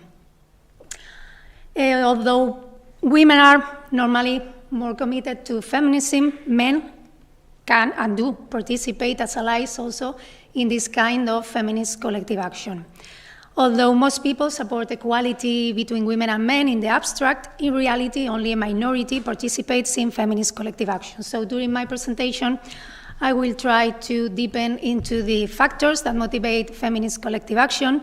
Then we will look at the factors that inhibit participation in feminist collective action, and at the end we will briefly talk about the backlash against feminism. So let's start with the predictors. The literature on collective action is growing, and thus far, 4 main predictors has been highlighted. The first one would be identification with the disadvantaged group. The second one would be the perception that the group situation is unfair. The third one would be the perception that the group can transform reality through a collective effort. And the fourth one would be moral convictions. Well, the research on feminist collective action in particular confirmed that these 4 predictors are indeed important. The first one, feminist identity, is one of the main predictors of participation in feminist collective action. Those individuals who see themselves and present themselves as feminists are more likely to engage in activism to address gender-based inequalities. But the key variable is not identification with women in general, but the development of a strong feminist identity, the development of a politicized identity. The second predictor, perceived injustice, is also very important, and it's very related to anger, to the angry reaction against injustice. Those individuals who perceive that inequalities between women and men are generalized, prevalent, and impactful are more willing to take action to prevent these inequalities in the future. Those women who experience themselves gender-based discrimination are also more willing to participate in feminist collective action, and recent findings show that merely witnessing experiences of discrimination against women is sufficient to motivate them to engage in feminist collective action to promote greater gender justice. Collective efficacy is also an important motivator of participation in collective action in general and in feminist collective action in particular. Those individuals who believe that their collective efforts can make a difference are more likely to engage in feminist collective action. Of course, there are some contexts where social change is difficult, for instance, in authoritarian regimes, but in those contexts, efficacy is still important. Efficacy in those contexts are not measured in terms of political change, for instance, whether a right is achieved or not, but in terms of how capable we are to establish a robust movement based on solidarity. And recently, moral convictions have been gaining weight as predictors of collective action. Moral convictions are strong attitudes related to an issue that reflects one's core values and norms. In the case of feminism, recent findings show that having strong moral convictions against inequality between women and men are also strong predictors of participation in feminist collective action.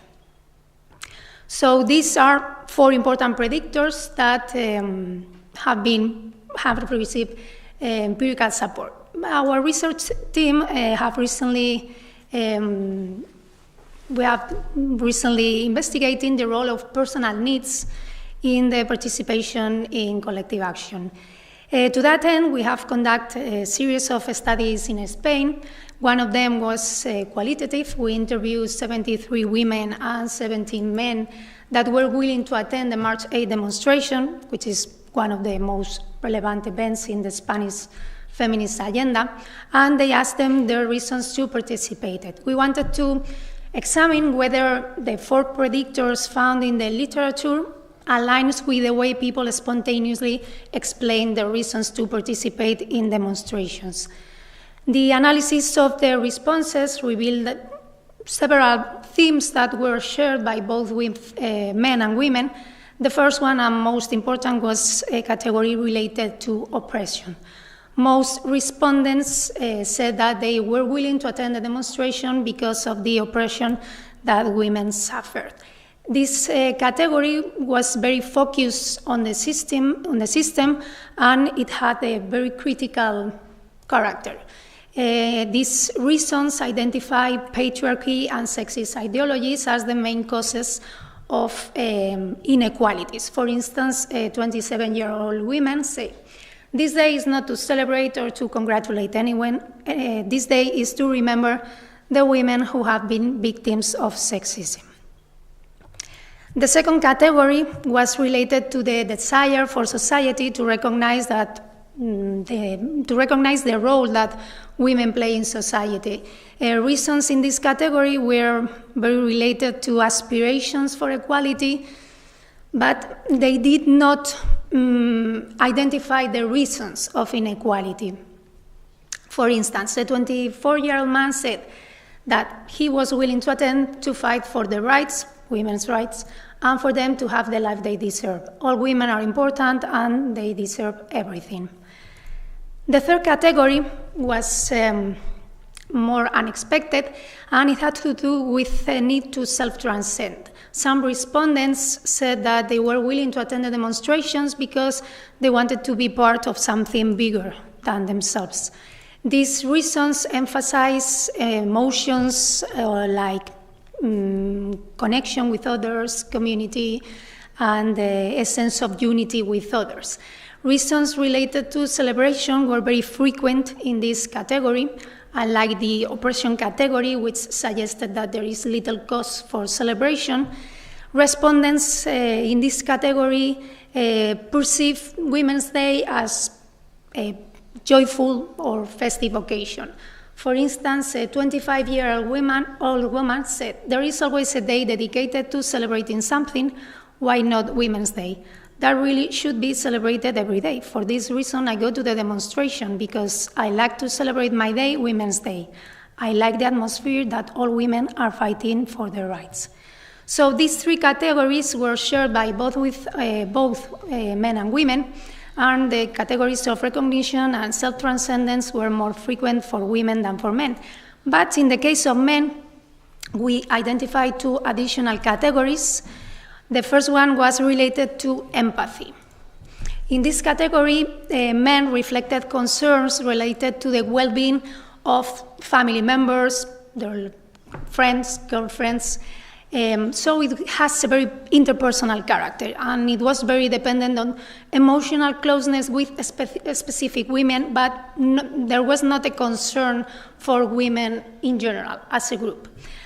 In contrast, the final category that we found in men was a very politicized category. In this case, men express their motivation to attend due to the need to act as allies of the feminist movement.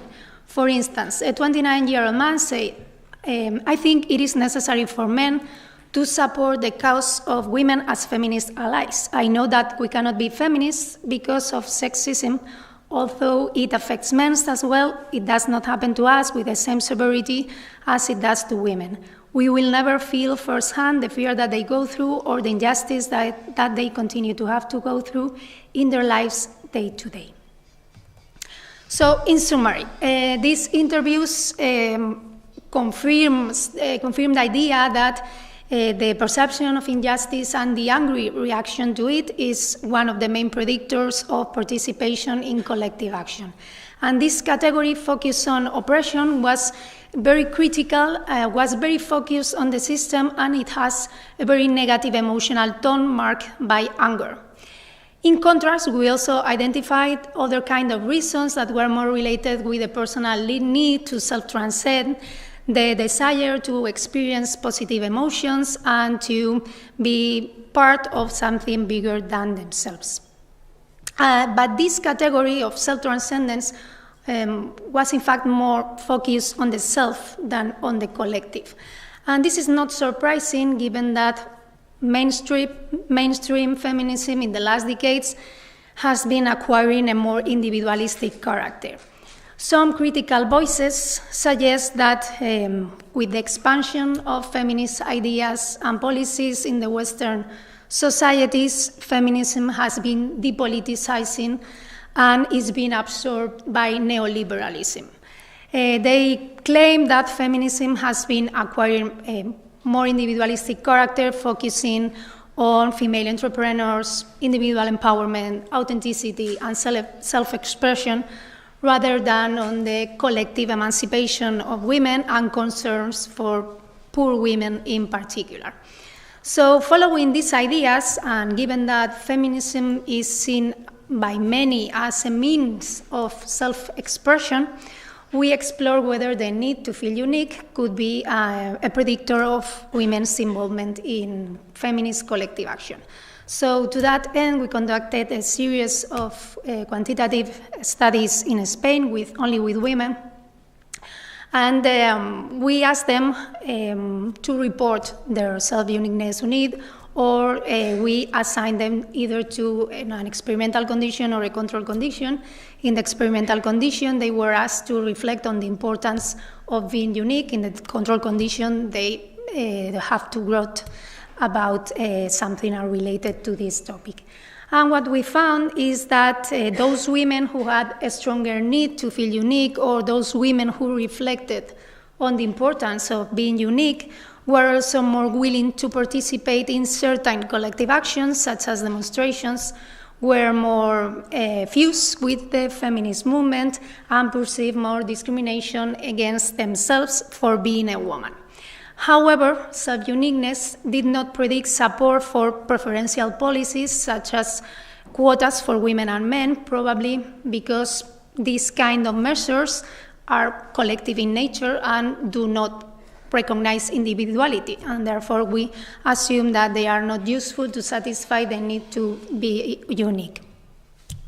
So these results suggest that self-uniqueness can be a gateway to feminism, in that it increases involvement in feminist collective actions, such as demonstrations, but these actions have the characteristic that they also provide positive emotions and allows people to feel different from the mobilized majority. So they have personal benefits that probably are acting as a hook for those who want to feel unique. However, our results also raise questions about the capacity of self-uniqueness to inspire a truly transformative change. It does not predict support for preferential policies that would imply an immediate disruption of power, of the distribution of power between women and men.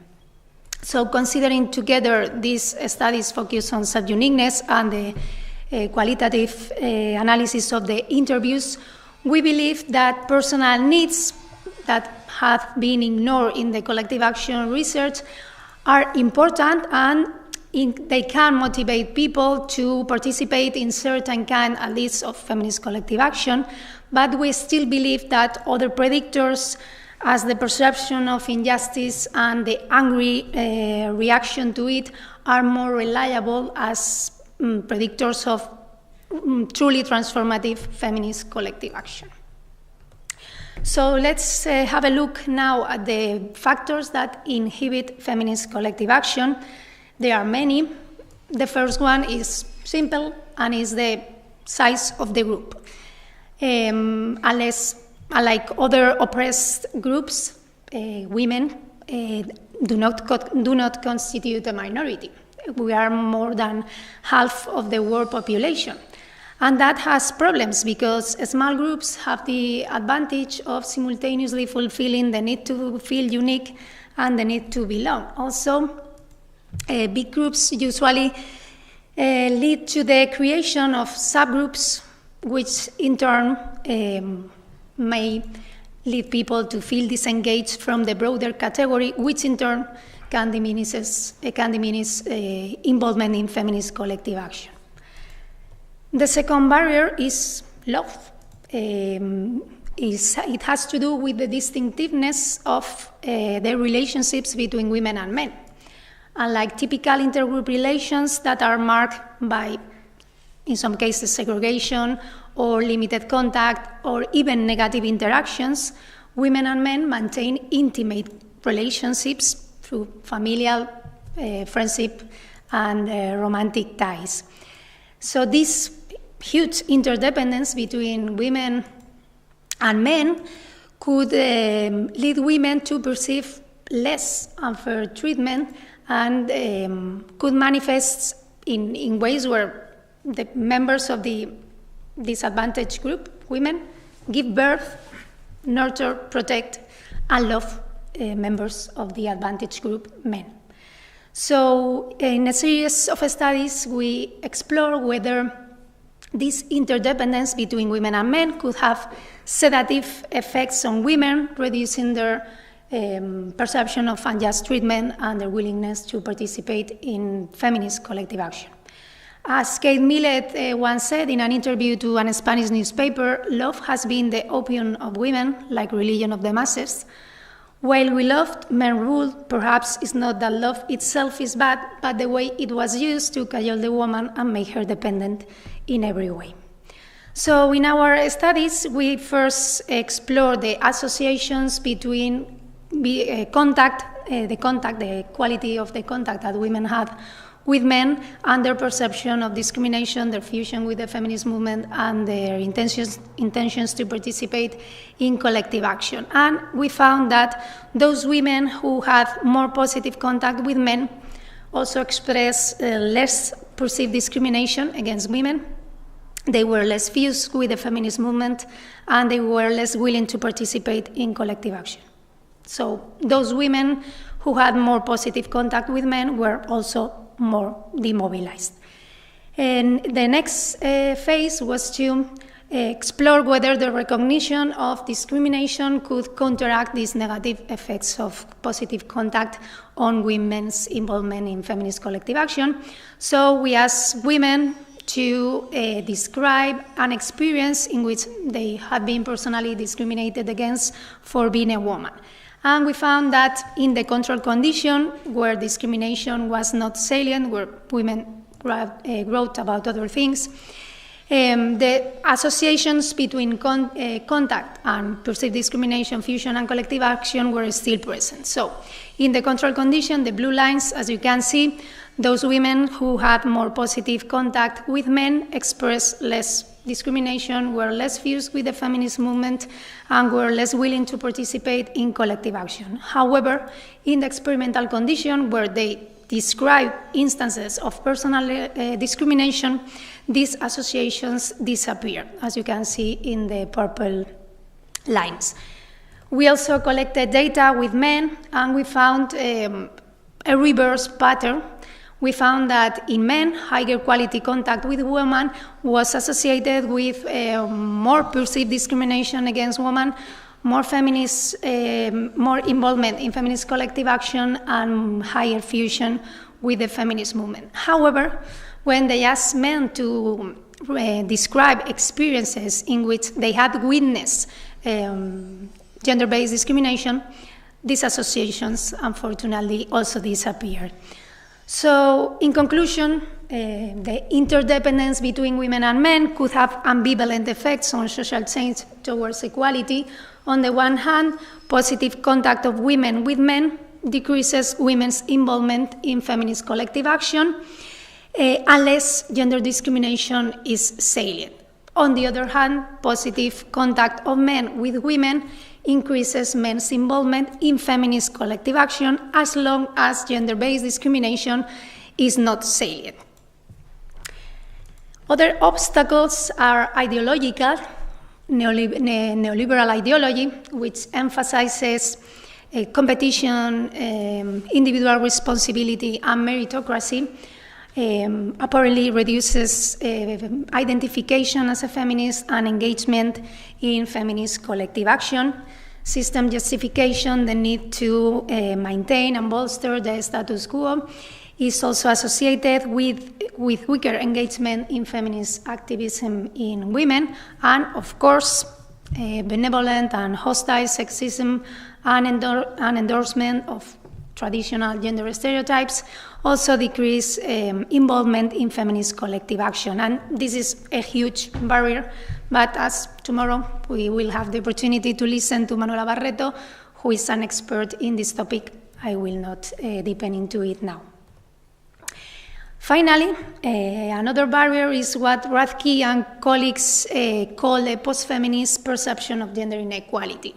The idea that gender inequality is no longer a problem, or it does not exist, at least in Western societies. The presence of women in important positions in the labor and in political fields make many believe that gender discrimination no longer exists. And what is worse, recently we have witnessed the emergence of a new form of sexism characterized by the belief that now men are the primary victims of gender discrimination. And this narrative has been propelled by ultra-conservative parties, groups, and movements in online and on the political field. And this leads us to the last part of the presentations, where I will talk about the backlash against feminism. The expansion of feminist ideas and feminist policies in the West has brought with it a transnational backlash against feminism that aims to reverse women's progress. The ultra-conservative groups and political parties have coordinated actions against women's rights in several countries, with the proclamation that the traditional family is being deliberately dismantled. Also, we have witnessed the flourishment of a manosphere that spreads hatred toward women. The manosphere comprises several online communities of men that claim to fight for their rights, and they present feminists as an omnipotent enemy. They claim that men are now the primary victims of discrimination, and they exalt traditional gender roles. In a series of 120 interviews that we conducted in Spain with voters of Vox, a far-right party with a clear anti-feminist agenda, we found evidence of these ideas. The analysis of the responses showed or give rise to 4 main categories. The first one was male victimhood, wherein men perceive themselves as the victims of gender discrimination. A majority of participants alluded to the Spanish gender violence law, la ley de violencia de género, as evidence of the mistreatment, legally mistreatment of men as compared to women who would be overprotected. For instance, a 50-year-old man said, if someone is harmed in this man-woman battle, it is precisely the man, since a woman with only one untested statement can sink a man's life. That is clearly an inequality. Apart from these frequent allusions to the gender violence law, men also perceive that gender quotas and different criteria to access, for instance, the police, were a clear violation of meritocratic principle. And they also felt a sense of moral reproach. They believed that all men were being unfairly criminalized based on the actions of violent men. And in general, they perceived that men suffer as much or even more than women, but their suffering remains unnoticed, whereas women are excessively safeguarded and overprotected. One of the most frequent category was the category related to the denial of gender inequality. In this category, men depicted a very narrow perspective of what gender inequality is. They often ignored the subtle, benevolent, and implicit forms of sexism. They consider that in Spain nowadays women and men have equal rights and opportunities, and in the case they admit the existence of differences, they always resorted to gender stereotypes to justify them. They consider that those differences were due to biological differences or differences in merit or in effort. For instance, an 18-year-old man said, "Nowadays, a woman is not discriminated in any position in any company because she is a woman. I think that today, both women and men have the same opportunities to study what we want, to work in what we want, and to do what we want." In a third category, some men did recognize some inequalities, but immediately they tried to justify them. They consider that these inequalities were very restricted to some contexts, for instance, sexual violence, or they consider that they were residuals from the past or that they were characteristic of Muslim countries. So they took the opportunity also to attack Muslim countries. And finally, the last category was characterized by a very negative perception of feminism. In this category, most respondents said that feminism is an irrelevant movement because gender inequality no longer exists. They portray feminism as untrustworthy, morally questionable movement, and they consider that feminism was very politicized. For instance, a 23-year-old man said, "All this feminist message that comes from the left and now, unfortunately, in the government is everything a lie, just to win money. I believe that this is linked to wanting to break traditional values of family, the Christian values." So in parallel with this backlash against feminism, we can also perceive that there is negative reactions towards individual feminists.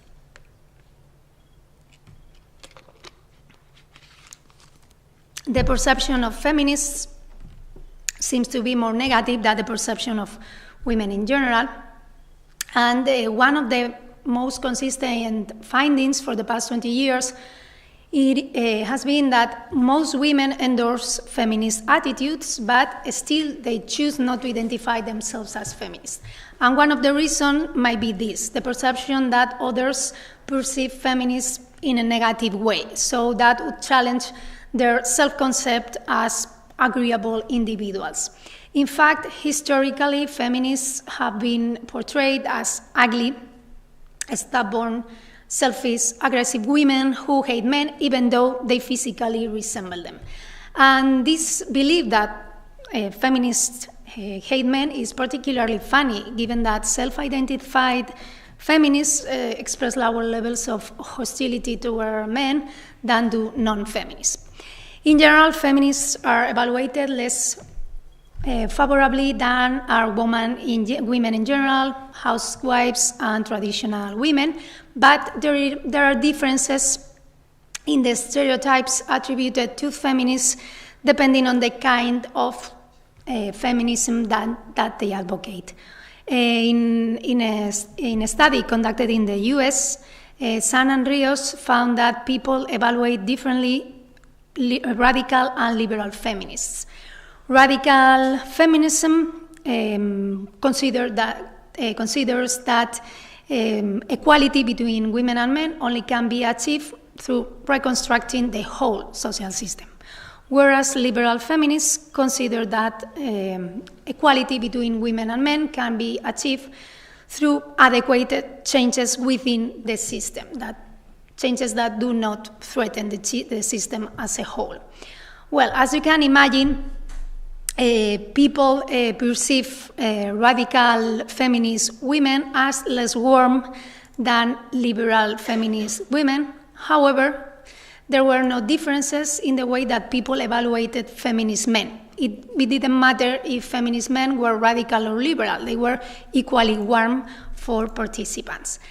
Besides, radical feminist women were perceived as less warm than radical feminist men. So it seems that radical feminist women are the worst and the worst. They are more penalized and they face more negative evaluations than all other groups. Fortunately, in recent times, researchers have also discovered positive stereotypes associated with feminists. For instance, some people perceive feminists as competent, intelligent, and strong. So as you can see, these positive stereotypes are restricted to the competence dimension of social evaluation. However, there is still an assumption that others, particularly men, hold negative views of feminists. So this misperception about how others perceive feminists could explain why women still shy away from the label feminist. In contrast, exposure to positive stereotypes of feminists increases self-identification as feminist and involvement in feminist collective action. So, in summary, we have seen that the involvement in feminist collective action depends crucially on the development of a strong feminist identity, on the perception of injustice, on the perception that we can make changes through collective effort, on strong moral convictions against inequality, and some personal needs like self-uniqueness and self-transcendence. However, there are several barriers. The group size is one of them. The interdependence between women and men, certain ideologies, the denial of gender inequality, and the stigmatization of feminism. Some of these barriers are insurmountable, such as group size and interdependence, but other factors can and must change. So we have a lot of work to do if we don't want to wait 200 more years to achieve effective inequality. So thank you for your attention, and I thank also my collaborators for their support and all the friends that are here. So I am open to your questions and suggestions.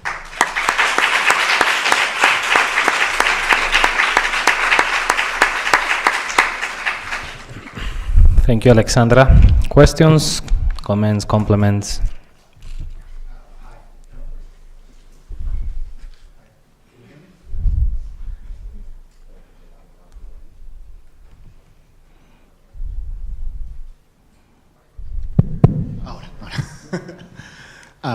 Thank you, Alexandra, for that presentation. That was really interesting, really impressive. So there were many things that I found very interesting. Now, one of the questions that I had while you were just discussing your initial results is this identity with the feminism seems to be a good predictor of collective action. And I wonder the extent to which this identity with feminism could be also a predictor of things that are less collective but equally important. So, for example, just voicing concern when discrimination happens in the workplace. That's a situation where women usually are in a minority, but it could be probably interesting to see the extent to which identity with feminism predicts actions like this. And I don't know if you have any data or speculation on that. We are focused on collective action, but of course I agree with you that feminist identity probably predicts also individual behaviors that are not individual, because you are not only expressing your concern about the personal situation, but in those cases probably you are also making it is a collective statement, although you're not surrounded by other people from your group, so that's it's kind of a special case. So. Yeah, a personal and individual behavior can also be political, so my response would be definitely affirmative. Okay, Thank you, Borja. Thank you. Thank you for this interesting presentation. It is very thought-provoking indeed, because it's it's completely different than what I do, what I present at the university, and I will explain what I mean. You said also in your study that the feminists were not actually more pro the quota, right? Because it's individual, and I would say one more individual that is less disadvantaged, but they don't see it in this way. But then when I look at my university, for instance, what counts, the moral argument for introducing this policy that I presented in the morning does not really count. I have to prove them. The most time they were asking me to present, what does it bring us? Not how do we restore a disadvantaged group, the discrimination of a group, but what does it bring in terms of performance, innovation, and that kind of thing. So it has to bring something. But for the feminist approach, it doesn't have to bring anything, actually, right? Or what do feminists look for? Well, there are differences, and there is not a complete agreement within feminists about the position on gender quotas. There are some concerns related to the penalization that women who are favored by quotas might suffer in the workplace. So I'm not saying that is is one important point in the feminist agenda, because there are some feminists that do not agree with it, but we were interested because it was a very interesting factor to prove whether those who enter feminism because they want to feel unique, then they can buy other ideas, or they are still motivated by personal needs, or they are more attracted to a more individualistic version of feminists that is more focused on authenticity, self-expression. And what we found is that there were no relationship between self-uniqueness and support for quotas. We are conducting additional research because we are very interested in which are the predictors of support for gender quotas. And we found that this is not published, and we need to conduct additional research, but some initial findings show that those women who perceive that the main goal of feminism is the collective emancipation of women were more in favor of gender quotas, and also of collective actions such as demonstrations and donations and online petitions. However, the perception that the main goal of feminism is personal empowerment was unrelated to quotas, but it did predict support for certain collective actions such as demonstrations and online petitions. So we have to conduct additional research because we only have one research in which quotas is a dependent variable, but well, still, we have some qualitative data, but we have not looked at it yet. But there seems to be a very big gap between feminism and the diversity and inclusion, actually, what these people are trying to do with specific things, and the feminism that is more broad and revolutionary, and how can we bridge them actually together somehow so that they point to the same, actually, to restore this unfair treatment of women. I suppose that it depends on the kind of feminism that you advocate. There are many differences between radical and liberal feminism. So it's like the left-wing parties in Greece, that they are tens of them. They are all cut in little because we have just a little, and they can never go to the government because they are so cutted. This group of women, unfortunately. Yeah, thank you. Thank you.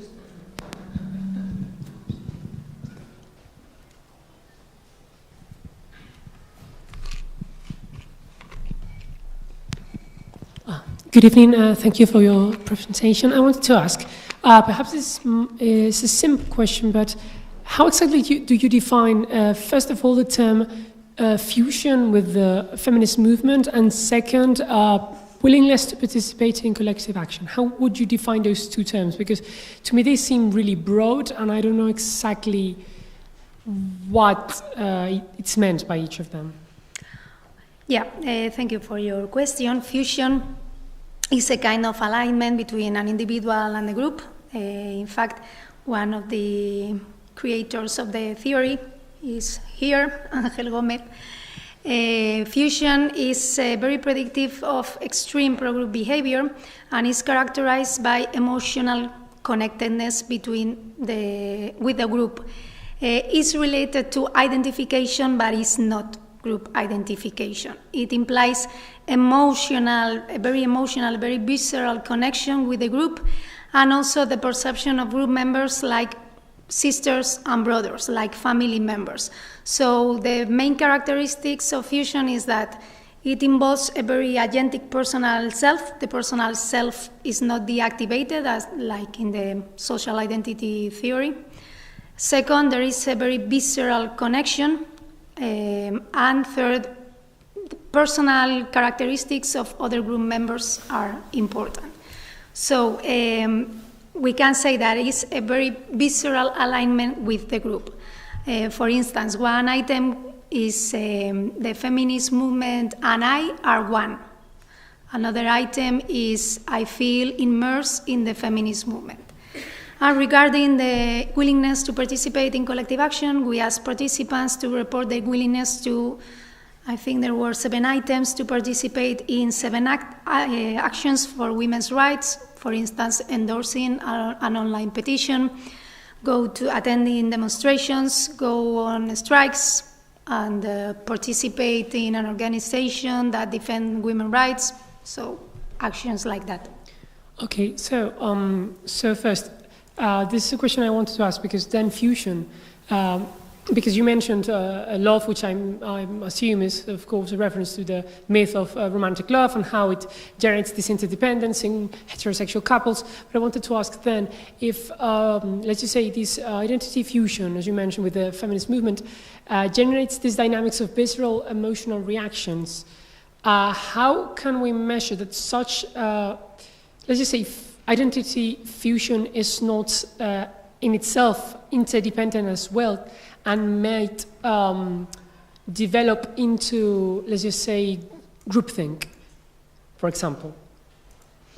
Because if imagine, for example, this may happen in social movements. Sometimes it's easy to spot that some people join a movement towards social change, which is positive, of course, but they join it for the very personal, very emotional, very sometimes visceral reasons that happen, that when there comes a time where the strategy must change, the objectives must be updated, you find yourself that these people have been viscerally attached to the ideas that they were defending, but they are no longer defending any kind of progress. They are defending their group, let's just say, and this can hinder further development of development from new currents of thought within the same movement, because their inclusion in the movement was mediated by this more visceral, let's just say, approach instead of a more balanced one, I would say.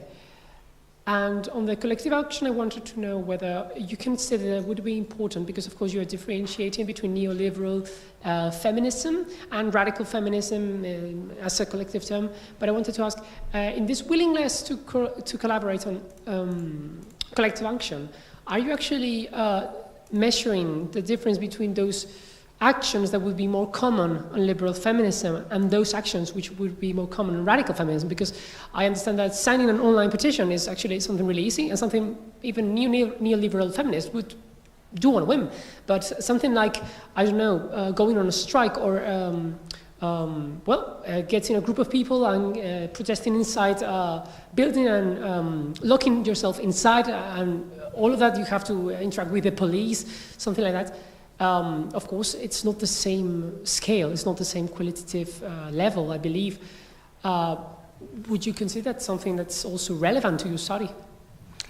We only measure normative collective action. We don't have measures of non-normative collective action, but there is some research that differentiates between the two, and it seems that there are different factors predicting normative collective action and non-normative collective action. For instance, perceived effectiveness of the group can be one of those factors. So what do you mean with normative and non-normative? I don't know the difference. Yeah, there are different scales to measure normative collective action and non-normative.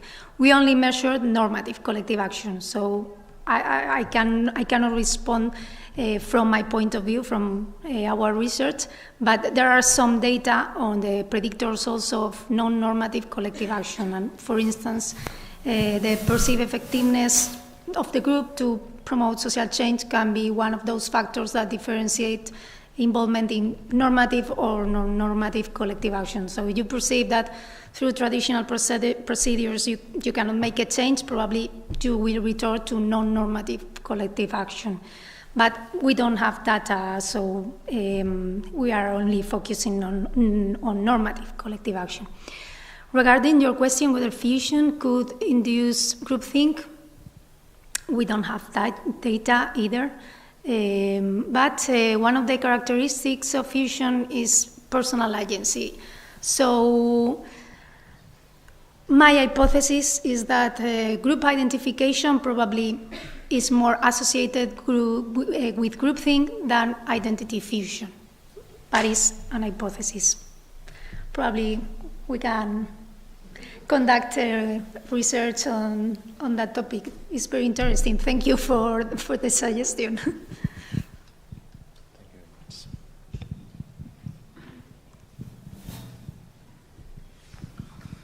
The last question? No? Okay. Thank you very much, Alexandra. Thank you.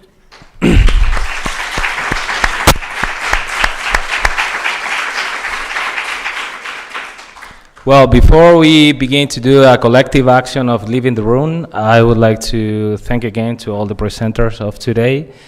I would like to thank you for coming, for your participation, for your interesting question, and we hope to see you, all of you, tomorrow. Thank you very much.